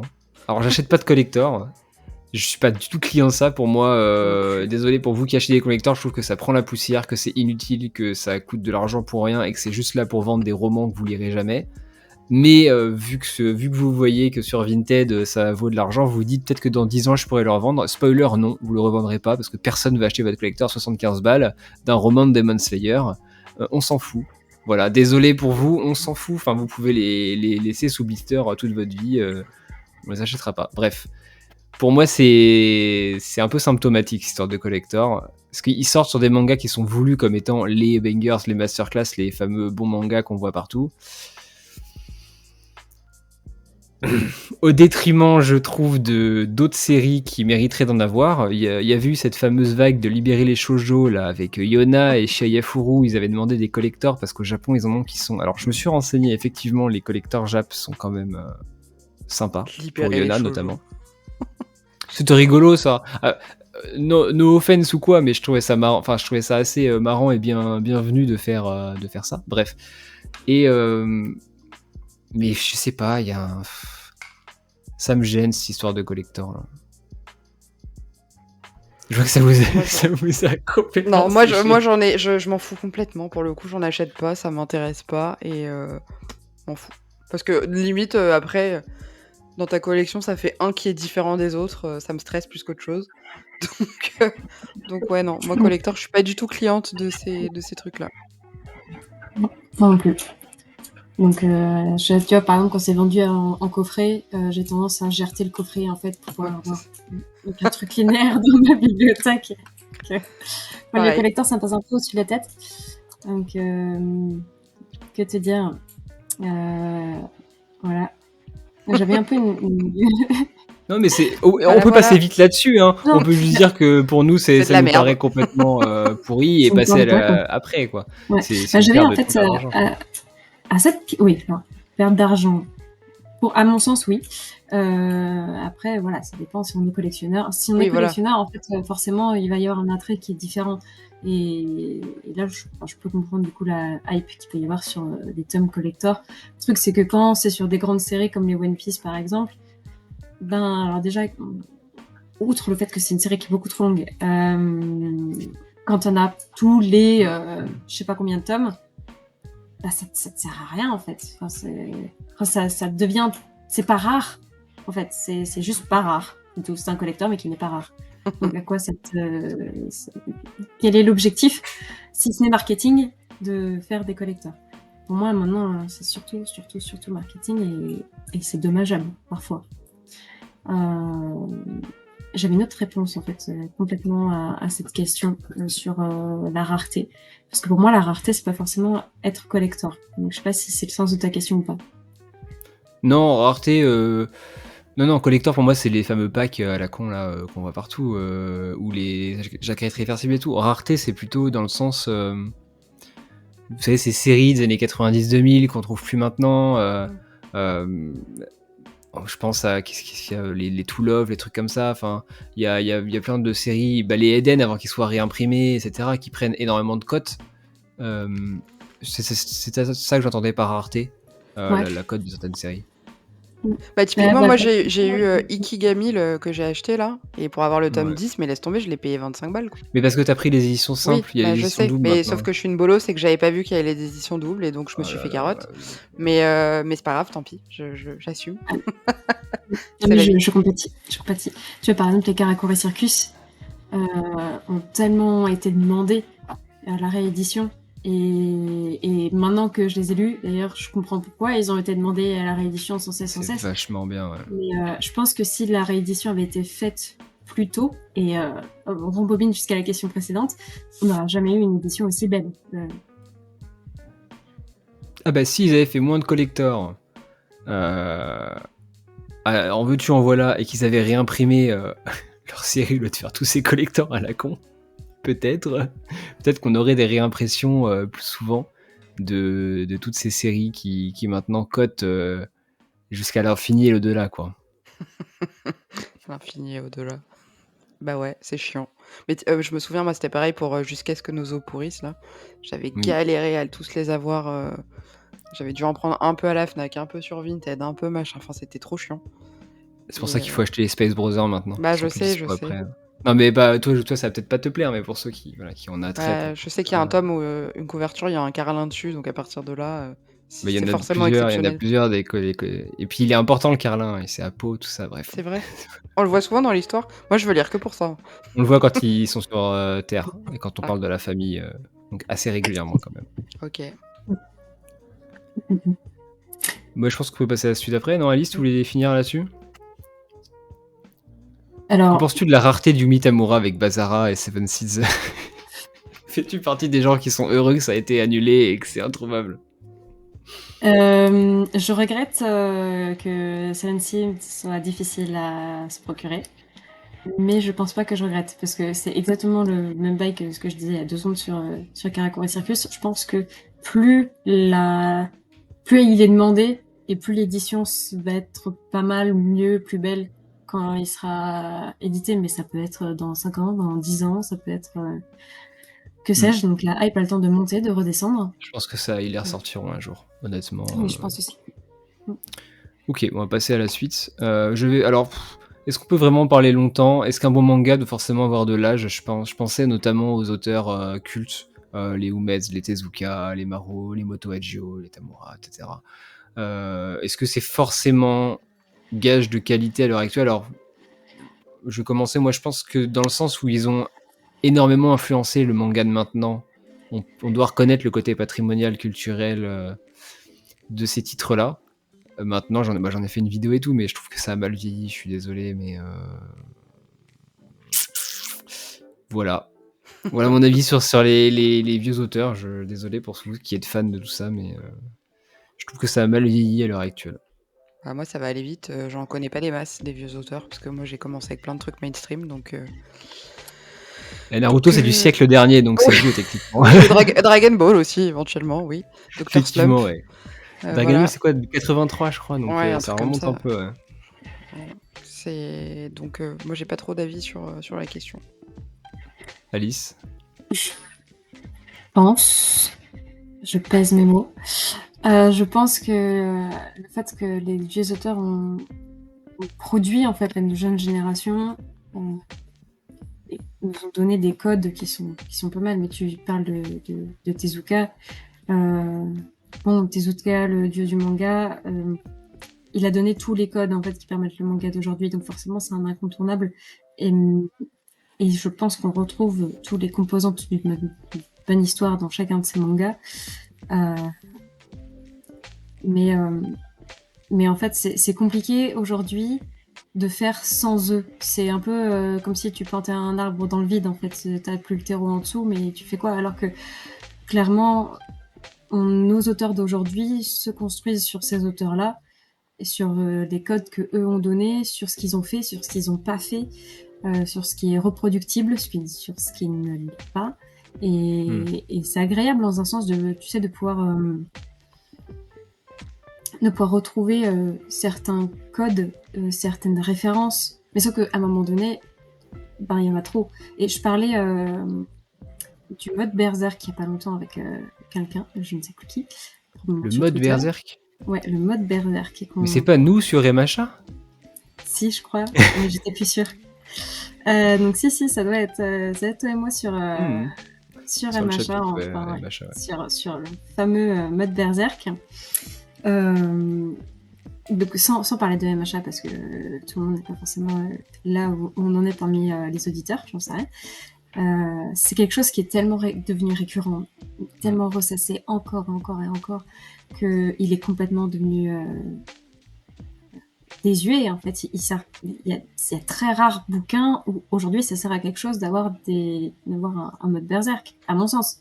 Non, mais t'as raison. C'est devenu tellement un grand classique que tu l'attends, tu sais qu'il va arriver, et quand ça arrive, t'es devant, tu fais ok, super, mais quel est l'intérêt? Ça a plus de saveur. Alors que quand c'est toi qui m'expliquais d'où ça vient, ce mode Berserk, c'est intéressant de savoir d'où ça vient. Je te laisse d'ailleurs réexpliquer d'où ça vient.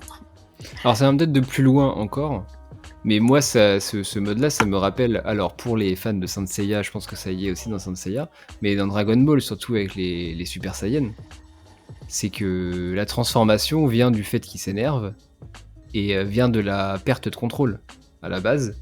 Donc ça date de Mathusalem, et après ça a été réutilisé dans quasiment tous les shonen Neketsu jusqu'à présent. Et moi, c'est pour ça que je disais que ça me plaisait dans MHA, c'est parce que la façon dont c'est amené, le visuel, etc., c'est la nostalgie à 100%. Enfin là, je suis biaisé, il n'y a pas d'autre. Je suis conscient que c'est réutilisé absolument partout, mais à un moment donné, vas-y, le mec il crie, il a les cheveux en l'air, il y a de l'aura, voilà, ça me. Bon, c'est Sangoku. Je dis que je réagirais pas sur MHA, mais sur My Hero Academia, mais ça, tu vois, pour le coup, c'est un code qui est tellement là. Et on a le même phénomène, par exemple, sur la référence avec la moto de Akira. Ce plan où t'as il glisse là, Akira, ouais. Voilà, où t'as Kaneda qui glisse et qui s'arrête dans ce mouvement de classe absolue est tellement repris que la référence n'a plus aucune pêche, c'est plus intéressant, ça te fait plus frissonner. Et voilà, donc du coup, je pense qu'il y a un besoin d'instaurer des nouveaux moments cultes du manga, et ça a du mal à revenir, ça a du mal à ressurgir. Et il faut, je pense, une nouvelle génération d'auteurs qui arrivent à se défaire de ça et à créer des moments qui sont détachables de leur œuvre, que tu peux citer. Et là, mis à part certains trucs que tu peux retrouver par exemple dans les Naruto, par exemple dans les One Piece, où il y a des scènes des positions, des postures, des éléments que tu peux ressortir, c'est de plus en plus dur de trouver des auteurs qui arrivent à instaurer ça.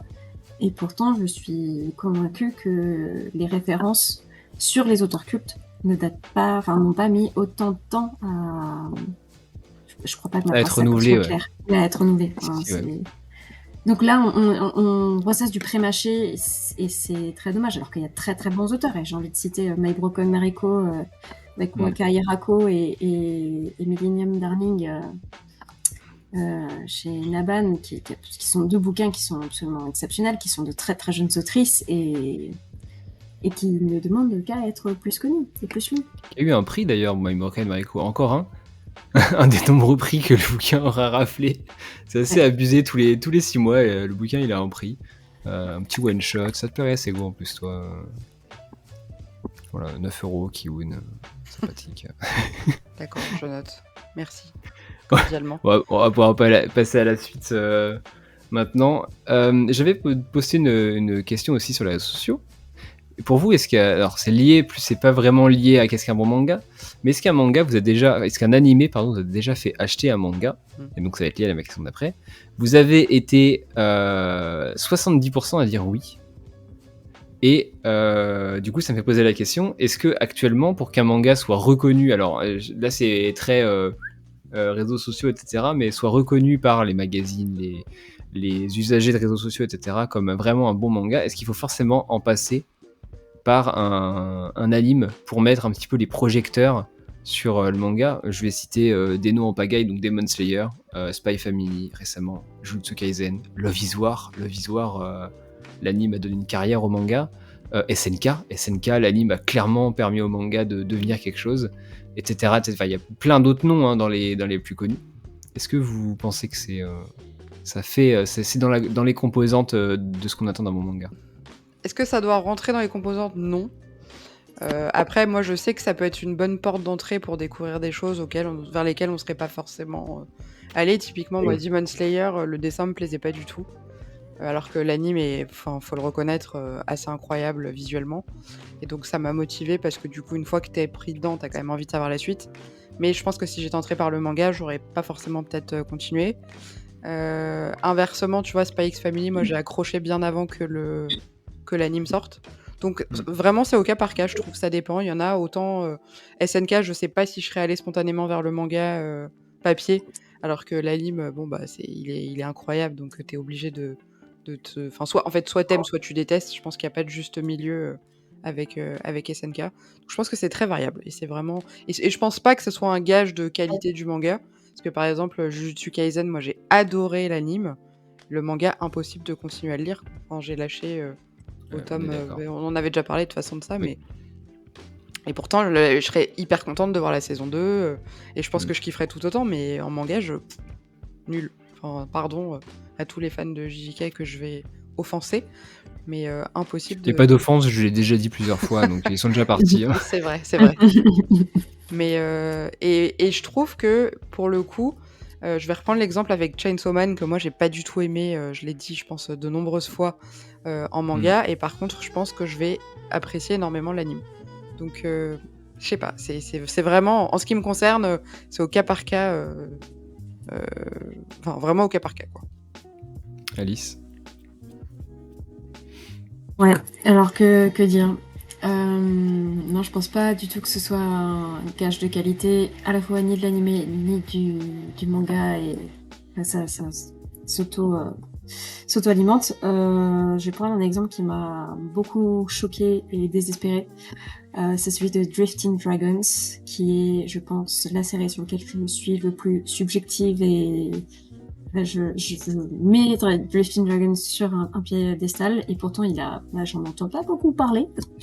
J'ai pas l'impression qu'il y a un immense public pour cette série, et moi je la trouve vraiment vraiment super chez Pika.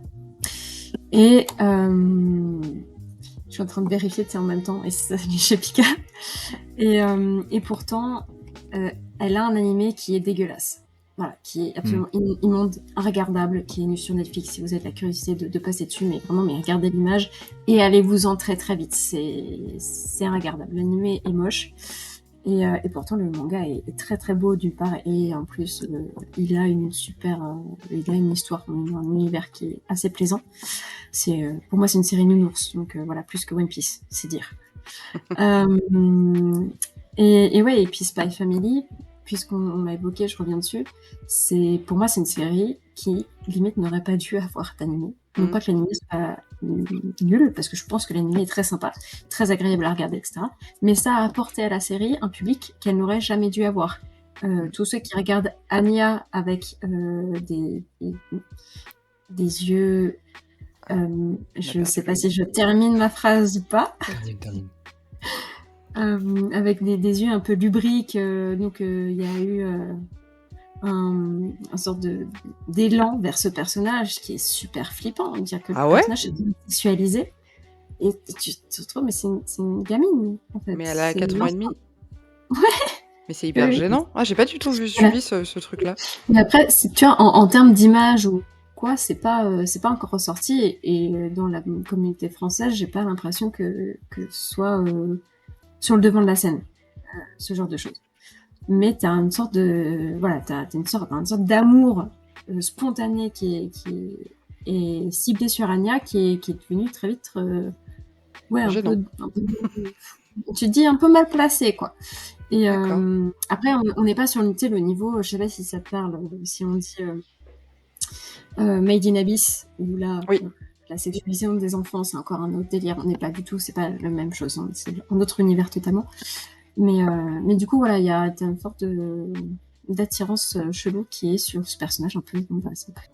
Parce que dans l'anime, ça ressort beaucoup ? Non. Ah. C'est des petites, c'est des trucs très très bizarres, mais en fait c'est insidieux. C'est même pas, t'as pas vraiment de sexualisation. En fait, c'est un truc qui est gênant. C'est une sorte de sexualisation qui est tacite, que tu vois dans certaines images, mais qui est très très gênante. C'est vraiment un manga particulier et un animé particulier, Made in Abyss. Tu regardes vraiment avec des pincettes et surtout, c'est à dire parce que ça ne transparaît pas à l'image, c'est pas pour les enfants. Ouais, d'ailleurs moi dans ma médiathèque, je leur ai dit, parce qu'ils l'avaient mis au rayon enfant, je leur ai dit excusez-moi, vous avez lu le manga ou... Je suis pas persuadé que pour les enfants ça soit, parce que je veux dire, chapitre 3 il y a un suicide, chapitre 4 bon c'est pas... Donc ils les ont enlevés, mais ouais, non, Made in Abyss c'est un peu à part. Voilà. Ok, bah écoute, ouais, moi j'aime bien quand... moi je suis plutôt partisan d'acheter le manga en premier, et ensuite si j'ai la chance de pouvoir voir un anime, je le regarde. Souvent ça me permet de redécouvrir le manga. Là, en ce moment je regarde Les Héros de la Galaxie, je trouve que c'est une très bonne adaptation. Alors de base c'était un anime qui a été adapté en manga, mais qui maintenant est réadapté en anime. C'est un peu le téléphone arabe. Mais voilà, c'est ce genre d'exemple. Love is War, pareil, je trouve qu'en manga c'est pas... ça va, mais en anime c'est... Qu'est-ce que c'est drôle, quoi. Bref, c'est quelques exemples comme ça qui me font dire qu'il y a quand même des bons mangas qui sortent en anime. Il reste 2 petites catégories. Rapidement sur le numérique, est-ce que vous êtes contente ou pas qu'il y a des mangas qui sortent en numérique? C'est important. Moi je pense que oui. De plus en plus, hein, je trouve, parce que ne serait-ce que pour une problématique d'espace, au bout d'un moment, t'es quand même assez content de te dire... Bon, même si c'est toujours un kiff d'avoir tes tomes physiques, moi je trouve que rien ne remplace un vrai bouquin. Mais il y a un moment, si tu veux lire énormément de choses et que t'as pas la place pour tout stocker, bah t'es obligé de passer par là, quoi. Ouais, avec les abonnements là, je pense. Bah ouais, c'est de mieux en mieux, je trouve. Et Isneo. Tu peux découvrir des mangas sans forcément mettre trop la main au porte-monnaie. Moi, j'ai lu l'intégrale des mangas français qui sont sortis récemment, donc Suite Concrete, Vanupier, Onera, je dois en oublier, enfin tous ceux qui sont sur Manga.io. Et jamais je les aurais achetés en vrai, et j'ai trop kiffé. Et t'as un abonnement à Isneo ? Non, parce que c'est quasi du webtoon. Parce que j'ai du mal à comprendre en fait à quoi t'as accès quand t'es abonné à Isneo, parce que ils te disent t'as accès à 8000 titres, mais est-ce que c'est en illimité? Est-ce qu'une fois que tu payes, c'est comme Manga.io? Non, je crois qu'il faut que t'achètes des chapitres en plus. Ah ouais, voilà, c'est ça. C'est un peu... C'est bizarre. Il y a des trucs gratuits, mais c'est les trucs qui... Enfin, gratuits. T'as les trucs dans l'abonnement que t'as pas besoin de payer, mais souvent c'est les du trucs que personne ne manhwa, les lit. trucs... Voilà, exactement. Et par contre, si tu rajoutes le prix par chapitre ou par tome, tu as donc accès à la bibliothèque Isneo qui est très fournie. Ils ont tous les Pika, tous les le pleur des Glénat, enfin ils ont pas mal de trucs sur Isneo. Akata aussi. Mais au etc. final, tu repayes ton chapitre. Là où sur Mangayo, tu payes Ouais, une fois, t'as ouais. peut-être moins de choix pour le coup, mais au moins, Ok, d'accord. Non, mais c'était la question que je Le me posais. principe d'abonnement de Mangaio, c'est porteur pour moi. C'est le truc Ah, carrément. qu'il faut faire Carrément, c'est dès une super idée. maintenant et c'est l'avenir, ouais. Mm. Alice? Je suis d'accord sur Mangayo. Et ouais, c'est vrai que c'est super pratique d'avoir tout dans sa poche. Quand tu pars en vacances, déjà, t'as pas besoin d'avoir un sac de bouquins. Tu emmènes ton téléphone. Il y a le sac à l'aller, il y a le sac au retour. Hein. Mais non, il y a 3 sacs au retour.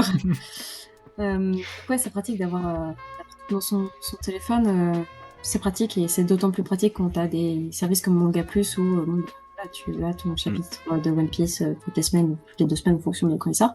Et ça, c'est quand même très très pratique.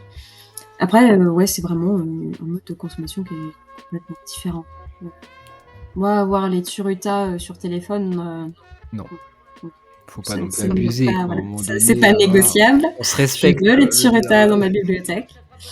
Et c'est pas, voilà, c'est pratique à l'usage. Ça permet de lire des choses que tu lirais pas autrement, et notamment des super vieux bouquins que tu ne trouves pas ailleurs. Et Mangayo est très fort pour ça parce qu'il y a des vieilleries dessus. Tu ne savais même pas que ça existait.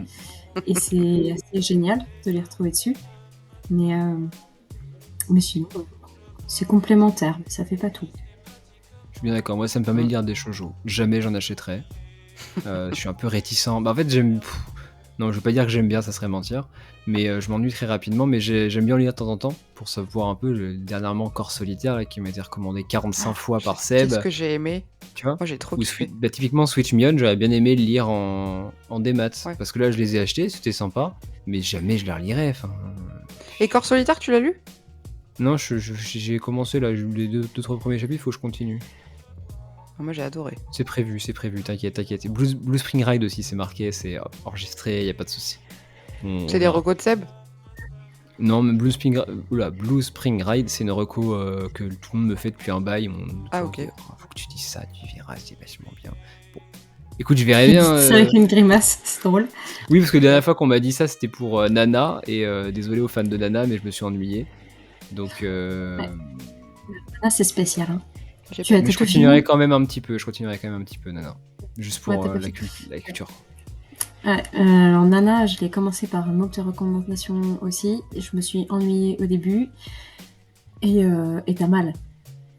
T'as juste mal, en fait. C'est un peu ce genre de série, un peu à la banane à fiche, où tu lis, plus tu lis, en fait, plus tu sens que ça va te faire souffrir. Et bah, ça te fait souffrir.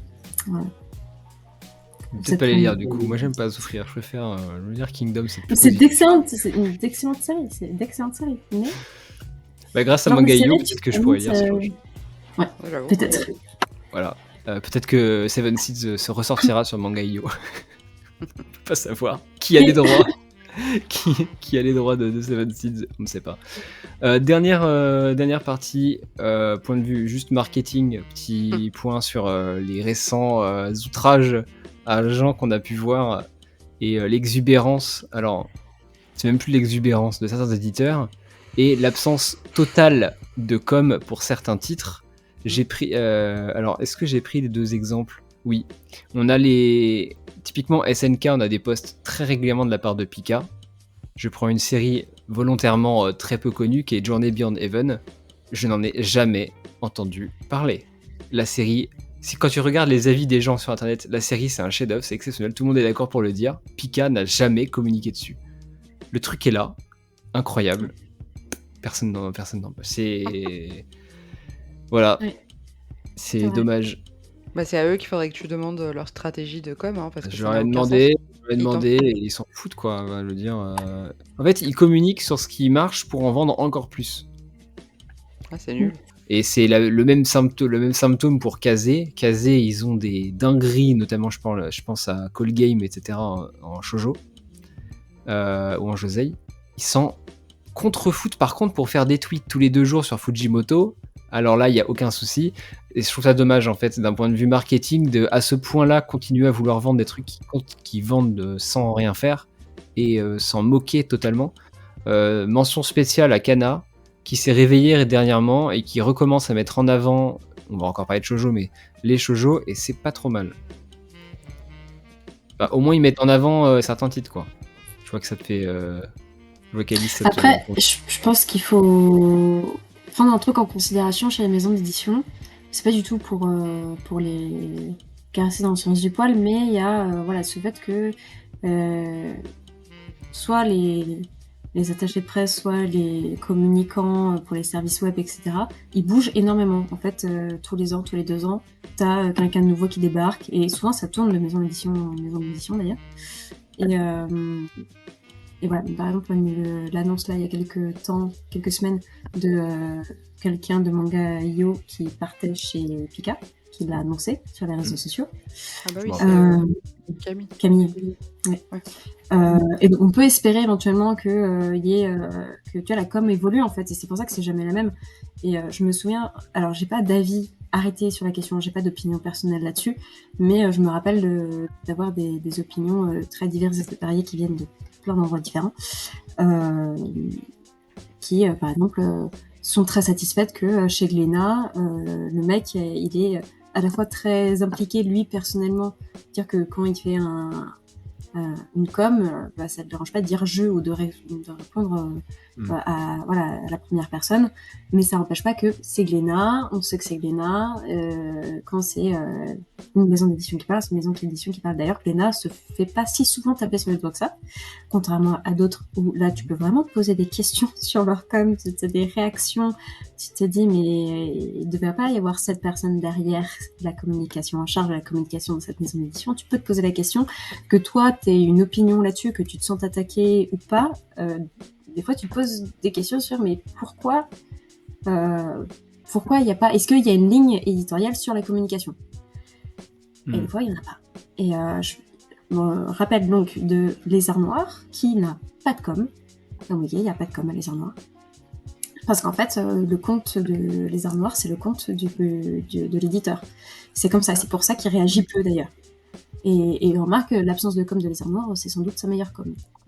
Mais pas qu'il la fasse mal, c'est que pour se constater que ça lui réussit bien. Enfin, sans doute que ses ventes seraient plus élevées s'il pouvait faire autrement, mais pour l'instant, il doit tout gérer, il galère un peu, j'ai l'impression. C'est une maison d'édition qui est petite et qui pourtant édite des bouquins qui n'ont pas bougé en fait, qui ne bouge pas, qui se fait ni cracher dessus, qui est un peu immuable. C'est un peu c'est la maison d'édition qui ne bouge pas.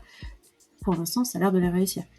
Donc la communication, je pense que ça concerne moins les mangas que ça concerne les entreprises. Et si on n'arrive pas à voir les maisons d'édition comme des entreprises, et je pense que c'est le cas d'un certain nombre de lecteurs... Mais ils sont là pour faire du bise, hein. Ah oui. C'est compliqué, quoi. Non, mais totalement, ils sont pas là, enfin... À part les petites boîtes, la plupart sont quand même là pour faire du bise. On va pas se mentir. Mais c'est normal, enfin, c'est... Oui, non, mais c'est comme ça qu'ils vivent aussi. Donc respectable. Hein. Les 3/4 des bouquins que moi j'ai découverts, c'est pas parce que les maisons d'édition ont fait de la com dessus, c'est parce que j'ai demandé à mon libraire, c'est parce que j'ai vu une couverture qui me plaisait, c'est parce que j'ai vu tel mec que je suis sur un réseau que je trouve pertinent, qu'a parlé. Je pense notamment, moi c'est ma référence, c'est McCoy Lily, là, enfin Piaille. Lui, c'est dès qu'il poste un truc, je mets dans ma liste, je me suis dit, lui c'est un bon gars, ok, ce qui parle, je vais l'acheter, c'est quasi sûr que ça me plaise.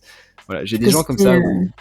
Tu peux sauter, oui, ne pas sortir de son contexte. Tu peux également aller voir les comptes, tu les suis forcément, mais Rémi et Johan Meloku. Ouais, Meloku. Ouais. Qui sont de compte que tu es sûr de trouver des pépites, tu vas sur leur compte. Non, c'est vrai. On va pouvoir terminer. Dernière grosse question pour conclure. Là, il va falloir citer des bons mangas pour vous au global. Alors juste avant qu'on parle de nous, je vais juste regarder un petit peu sur ce qui a été dit sur les réseaux. Donc on a Paris qui m'a dit, pour moi c'est l'histoire qui prime en premier, ce que le mangaka veut transmettre et comment il le retranscrit, un scénario cohérent, des personnages bien écrits et surtout ce que ça me fera ressentir. et peut-être me faire réfléchir sur les thèmes abordés, donc ce qu'on disait tout à l'heure, notamment au niveau du fond. Ensuite, c'est la fluidité et la mise en page qui est très importante. Le dessin, le trait est important pour moi, mais pas primordial. Typiquement, des artistes comme Yumi Tamura ou Nobuyuki Fukumoto, que j'aime beaucoup pour leurs histoires, proposent des graphismes qui ne plairont évidemment pas à tout le monde. Ensuite, elle cite le famoso Space Brother qu'on ne citera plus. Mushishi aussi, ouais. Et après, j'avais eu qui d'autre? J'ai eu Blazing Forge. Alors Blazing Forge, pareil, qui m'a sorti son meilleur pavé. Pour lui, un bon manga, c'est un dessin qui le hook, même si objectivement c'est pas toujours beau. Donc c'est ce qu'on disait encore une fois plus haut, le cas de Ranking of King. Mais ça le fait partout. Pour moi, les meilleurs mangas sont ceux quand tu le refermes, tu te rends compte que le dessin, la mise en page, les dialogues, les twists, etc. Tout sert correctement à propos. Et ensuite, il cite donc Taiyo Matsumoto. Il cite Zero.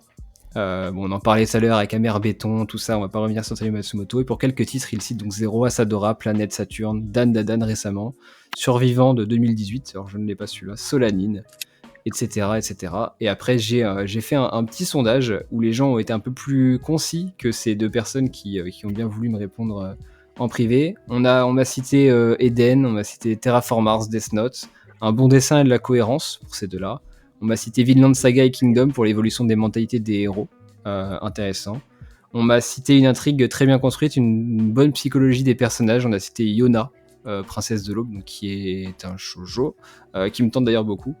Un manga qui provoque des émotions, Beastar, Bateau de Thésée, une excellente narration, des dessins expressifs, Berserk, Vinland Saga, Chainsaw Man. On m'a cité aussi un manga que je peux relire, et ça je trouve ça super intéressant. C'est vrai qu'un bon manga, tu peux le relire.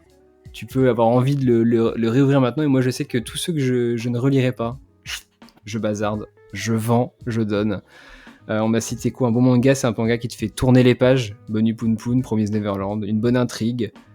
Un bon manga, c'est un récit qui, dans le cas de la personne, n'est pas que shonen, qui présente des concepts ou des personnages qui l'intéressent. On m'a cité Kingdom, Full Metal, un équilibre entre bon dessin, scénario, une ambiance pour pouvoir s'évader, le sentiment de rentrer dans une histoire, un monde, ou encore un manga qui doit être immersif. Et pour finir, je citerai les fameux PCF avec Saint Seiya, qui n'a pas loupé l'occasion de m'envoyer 40... Voilà, il le met partout. C'est et pas sur PCF, Twitter, c'est Max. Voilà, c'est Max. Sur Twitter, on m'a conseillé donc MPD Psycho, donc des belles jaquettes, une bonne histoire, des beaux dessins. Ça pourrait te plaire d'ailleurs, ça c'est go. Ça fait un peu Death Note dans certains trucs. Eline, la charmeuse de bête par Selenia, qui me dit très belle histoire, excellent personnage féminin, travail d'écriture sur la dualité et un bon anime qui va rajouter une plus-value au manga. Johan, dose de PCF qui cite Billy Bat. Je n'ai déjà parlé énormément de Billy Bat et Charnel qui me cite Les Enfants de la Baleine dont on a parlé plus haut et qui cite encore une fois donc les jaquettes, comme quoi les jaquettes ça fait vendre. Ouais, sur les jaquettes, c'est excellent que tu termines sur ça. C'est Awashi qui arrive en France à cause de sa jaquette. Je pense que cette anecdote, elle va commencer à devenir assez récurrente. Sullivan Rowe de Mangetsu qui décide de publier Awashi à cause de la jaquette du tome 10 parce qu'il la voit, il est subjugué, il le fait, il se dit oh là putain cette série je la veux et c'est comme ça qu'on a Awashi en France et ça on peut dire que si le tome 10 d'Awashi n'avait pas une jaquette sublime on n'aurait pas Awashi en France. J'avoue que c'est un peu démonstratif de les couvertures en fait c'est super important. Donc est-ce que vous avez là comme ça 2-3 mangas que vous estimez comme étant des bons mangas qui répondent un petit peu à tout ce qu'on a dit depuis le début? C'est go, à part Naruto. Et Death Note aussi, j'ai pas le droit de le dire du coup, ou j'ai le droit? Non, vas-y, c'est bon.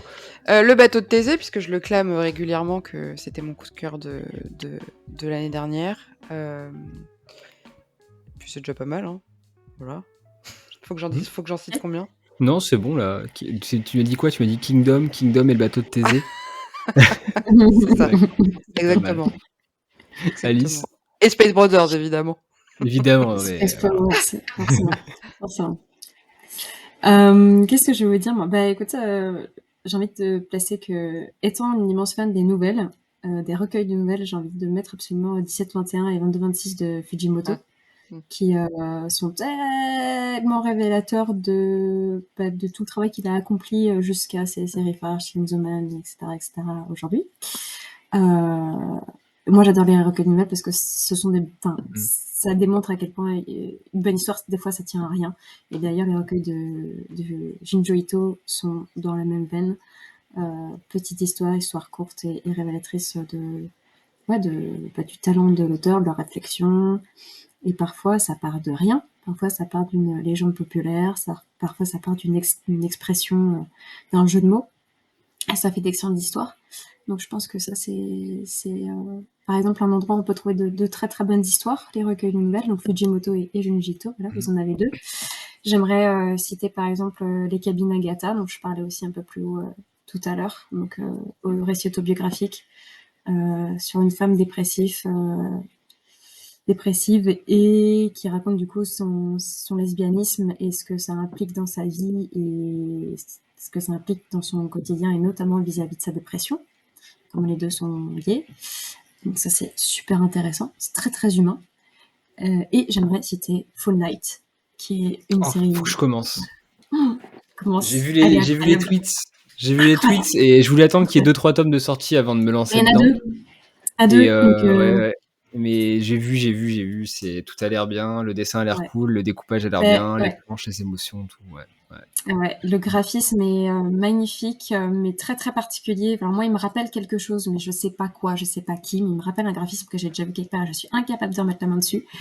C'est très touchant, c'est très cynique, c'est glauque, et c'est en même temps très poétique. Donc pour moi, c'est le combo des émotions que j'ai envie de ressentir quand je lis un bouquin qui va me sortir de ma zone de confort. Donc c'est ça en fait, c'est agréable à lire et ça te sort de ta zone de confort. Et il y a des réflexions derrière qui sont à l'œuvre, qui vont te titiller un petit peu dans tes habitudes de pensée. Et ça, c'est super, c'est touchant, ça va nous surprendre. Le tome 2 m'a énormément surprise et je suis comblée avec Fall Night, donc je le conseille. Par contre, les couvertures, autant celle du 1 est à mes yeux superbe, autant celle du 2 et du 3, je comprends pas. Ouais, m'ont inspiré le 1, c'est avec le visage de clown, et le 2, ils sont juste deux biais, en mode un peu affiche Ouais, cinéma, mais tout genre, ça. rouge, pourquoi rouge? Genre Bah, pour le noir, voir, noir pour le voir dans c'était le bien, rayon, maintenant tu tu le vois vois. dans le rayon. T'arrives, tu Ouais, vois le truc rouge, t'es en mode, ah, c'est quoi ça? Et donc ça m'agresse les yeux, et tu l'achètes. ouais, ça, pour le coup, ouais, ça agresse les yeux, ouais. Non, c'est une super série, franchement, c'est une super série. Et puis bon, j'ai jamais assez l'occasion de le dire, donc lisez Drifty and Dragons pour lire des trucs qui me mettent de l'eau à la bouche, parce que c'est plein de recettes trop trop bonnes et réalisables, même si c'est dans une heure de fantasy, c'est réalisable dans notre bon vieux monde normal moderne. Et c'est une série d'aventures qui se passe sur des dirigeables avec des chasseurs de dragons. Moi, Mm. c'est tout ce que j'aime, donc lisez Drifty and Dragons, vous serez pas dessus. Je comptais le lire. J'avoue que j'avais regardé l'anime, je t'avais trouvé ça. L'histoire, j'ai trouvé ça sympa, mais l'anime, je le trouvais pas super engageant. N'est-ce pas? Disons-le comme ça. Et j'avais vu les planches conseillées notamment par Bellambule et Joël Kinley là, sur Instagram, que tu connais aussi. Mm. Sego, qui m'avait conseillé Yes. Drift and Dragon plusieurs fois, et j'ai toujours pas passé le pas parce que je voulais finir absolument mes séries avant. Donc un jour, je pense que je lirai. Ça fait partie de mes trucs à lire. Ouais. Moi, je vais recommander Kingdom, puis voilà. C'est tout. Oui, il fait fort sur la longueur, il arrive à garder le. Non, un truc hors de Kingdom, qu'est-ce que je pourrais recommander? D'ailleurs, Kingdom, t'en as pas parlé sur l'anime qui est pourri et le manga Oh, qui est oh, c'est de incroyable. la merde! Oh, l'anime Je pourri pensais qu'on que a, t'allais le quoi! dire, mais je suis un peu déçue du coup. Ben oui, mais je crois que c'est le moment où ça a coupé. Ouais. Mais c'est vrai que l'anime de Kingdom, je pense qu'on peut dire que c'est le pire anime que j'ai vu de ma vie. C'est con quand même. Ce qui est très dommage parce que la saison 3 et 4, ils les ont refait avec donc les technologies de maintenant mieux, pas en 3D, et elles sont pas trop mal. Ça va. Mais j'avoue que les saisons 1 Mais et c'est 2, dommage parce que ça aurait pu rendre trop bien en anime ce manga. je sais pas. Alors, les trucs Honnêtement, de baston et tout, c'est toujours ouais, mais ça intéressant. fourmille tellement Ouais, de c'est vrai, petits c'est vrai. bonhommes, Mm. et puis tu peux pas transformer Uki, quoi. Uki, il est là, il est sur la page, voilà. Qui Je fait sais. 8 mètres. Tout Non, bien. mais non, ouais, je sais pas si Kingdom vraiment en anime. Tu vois, Chainsaw, c'est ce que je te disais, c'est que je trouve que Ouais. la scène où il sort du monceau de cadavres dans le manga, on a vraiment ce côté un peu Carpenter, le réalisateur, où tu Mm. vois tous les zombies, il est entouré, il y a la lumière pile sur lui, il est cadré pile au tir, machin. Là, dans l'anime, il sort au milieu de l'écran et il avance. Et j'ai trouvé ça un peu dommage de perdre cette idée-là, même si c'est d'autres trucs très bien dans l'anime. C'est ça que ça provoque en fait l'anime. C'est contre-intuitif, mais je trouve que l'animé ça coupe le délire cinématographique à le Ah manga. bah Parce que le oui. manga, finalement, c'est hyper cinématographique. La bande dessinée en général est Ouais, hyper c'est du storyboard. cinématographique. Et l'animé ne produit absolument pas ça. Et ça, c'est un peu le gros point noir de l'animation, l'adaptation en animé. Qu'est-ce que je pourrais citer d'autre? Ouais, en ce moment je lis Aria. Aria, c'est très bien. C'est encore une fois un bon manga qui montre qu'on n'a pas besoin d'avoir une histoire avec un but de dingue pour que ça soit très agréable à parcourir. De toute façon, les Yashike, de manière générale, moi, c'est un genre qui me touche. Hein. Ah si, je sais ce que j'ai oublié. Vas-y. Les Les enfants d'Hippocrate. c'est Voilà, oui. c'est En même temps, bien. t'as cité le bateau de Thésée, si Oui, t'as oui, les oui. enfants d'Hippocrate derrière. Bien sûr. Non, mais les Ça enfants aussi, je compte d'Hippocrate, l'acheter. Bientôt, incroyable. j'attends qu'il y ait le tome 5 qui sort et j'achète. Je fais que de pleurer à chaque fois que je le lis. Est-ce que moi, je pourrais pleurer? Je suis un cœur. Est-ce que t'es ému par les histoires avec les enfants? Ouais, si, tu me diras, t'aimes bien Yotsuba, donc bon. Ouais, puis Made in Abyss, ça me met pas bien hein, ce qui leur arrive aux deux. Hein. Ouais, parce qu'en fait, tu lis Les Enfants d'Hippocrate, Alice, ou pas? Ouais. En fait, je trouve que ça fait pleurer parce que c'est beau, c'est pas parce que c'est Ah, triste moi j'aime ou bien pleurer quand c'est beau. y a aucune, enfin, du moins pour l'instant, là où on en est dans l'histoire, il y a pas de tragédie. Enfin, il y a des choses pas Ça se passe top dans qui un se passent. hôpital, quand même. Mais Quand, oui, non, quand c'est t'es dans un dans un hôpital. hôpital, à mon avis, les tragédies sont jamais très très loin. Non, il y en aura, c'est sûr, à mon avis, plus loin dans l'histoire, mais je trouve que c'est ultra poétique et c'est hyper bienveillant, en fait. C'est très, enfin, c'est vraiment genre Ça pose un peu positif. les... Ouais, c'est super parce que ça pose les mêmes questions, je trouve, que Blackjack, Give a Record to... Give My Regards to Ouais, voilà. ouais, Jack, ouais.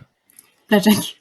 C'est Que ça, tu ouais, retrouves chez ouais, Naban. chez Naban, voilà. Voilà, chez Naban, super série sur les problèmes du service hospitalier nippon. Vraiment triste et malheureux et angoissant. Et ben là, ça pose les mêmes questions de moralité, mais avec tellement de bienveillance, tellement de bonheur, tellement de rire et d'espoir, en fait. C'est absolument pas désespérant, c'est beau. Ah, c'est C'est trop juste beau. mignon. C'est trop mignon. C'est, voilà, Et les moi, dessins c'est sont toujours trop la même. beaux. Enfin, Ouais, franchement, il est c'est. chaud, il est chaud. Ah ouais, lui en dessin, c'est un sacré. Moi, j'adore. J'adore. Mm. C'est vraiment. Il me déçoit jamais celui-là. Pas comme Obata. Obata, son dessin Obata l'a déçu. Non, son dessin est toujours exceptionnel. C'est les scénaristes qui sont pourris avec lui. Lui, il y est pour rien. Il fait son dessin qui est magnifique et c'est pas de sa faute si l'histoire est nulle. Voilà. Bon, c'est vrai. Tout comme j'avais adoré le film d'animation Bubble dont il était responsable du chara-design parce que c'était lui qui avait dessiné, quoi. Et parce que j'adorais la musique aussi, qui était incroyable. Parce que l'histoire en elle-même. C'est bien le seul point positif du film. Pour Non, le coup, l'histoire, le scénario est pas extraordinaire. ah, c'était un peu creux. Mais bon, Un Comme peu, une ouais, bulle. légèrement, ouais. C'est comme une exactement bulle, comme voilà, une c'est bulle, ça. ouais. C'était joli de loin, c'est fait des petites lumières, Non, machin. mais en fait, c'est vraiment un chouette. truc que tu regardes parce que c'est beau. À la limite, l'histoire, tu t'en fous un peu. J'ai trouvé que visuellement, c'était joli. Je trouvais que les musiques étaient très belles. Mais là, tu parles de tous les films de Makoto Shinkai, non? Je sais pas Non, lequel. mais non, il y a Non, un fond dans le Makoto Shinkai, on va je- sortir du sujet, mais... Sorry. Bon, vous l'aurez compris, ce qui fait un bon manga, c'est avant tout la passion d'aimer ce qu'on lit, etc. Chacun aura son C'est la propre clé. avis. N'hésitez pas à faire des retours sur l'épisode et à nous dire en fait quels sont vos bons mangas, vos mangas de cœur. Ce que vous pensez un petit peu de tout ça. Pas de mot de la fin, on peut conclure. Très bien, on va donc conclure. Vous Lisez des vous mangas. souhaiter une bonne continuation. Exactement, n'hésitez pas à lire Kingdom. Il y a des abonnements par Meian, c'est Naruto. 23 € par mois, ça, c'est pas trop Pretty cher. Dragons. Allez, salut à tous et à la prochaine. Bonne soirée. Salut tout le monde.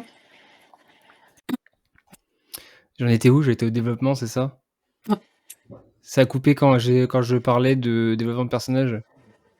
Tu te foutais de la gueule des fans de One Piece. Ah, c'est pour ça que ça a coupé, je pense.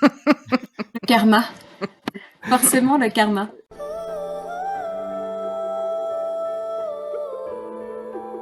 La mission n'est pas terminée. Pour ceux qui le veulent, l'équipage vogue vers l'horizon des réseaux sociaux, où vous pouvez tous nous retrouver. Mais pour cela, nous avons besoin de carburant, alors laissez un commentaire sur Apple Podcasts ou des étoiles sur Spotify et Deezer pour nous permettre de continuer notre route. En tout cas, j'aperçois déjà notre prochaine destination au loin.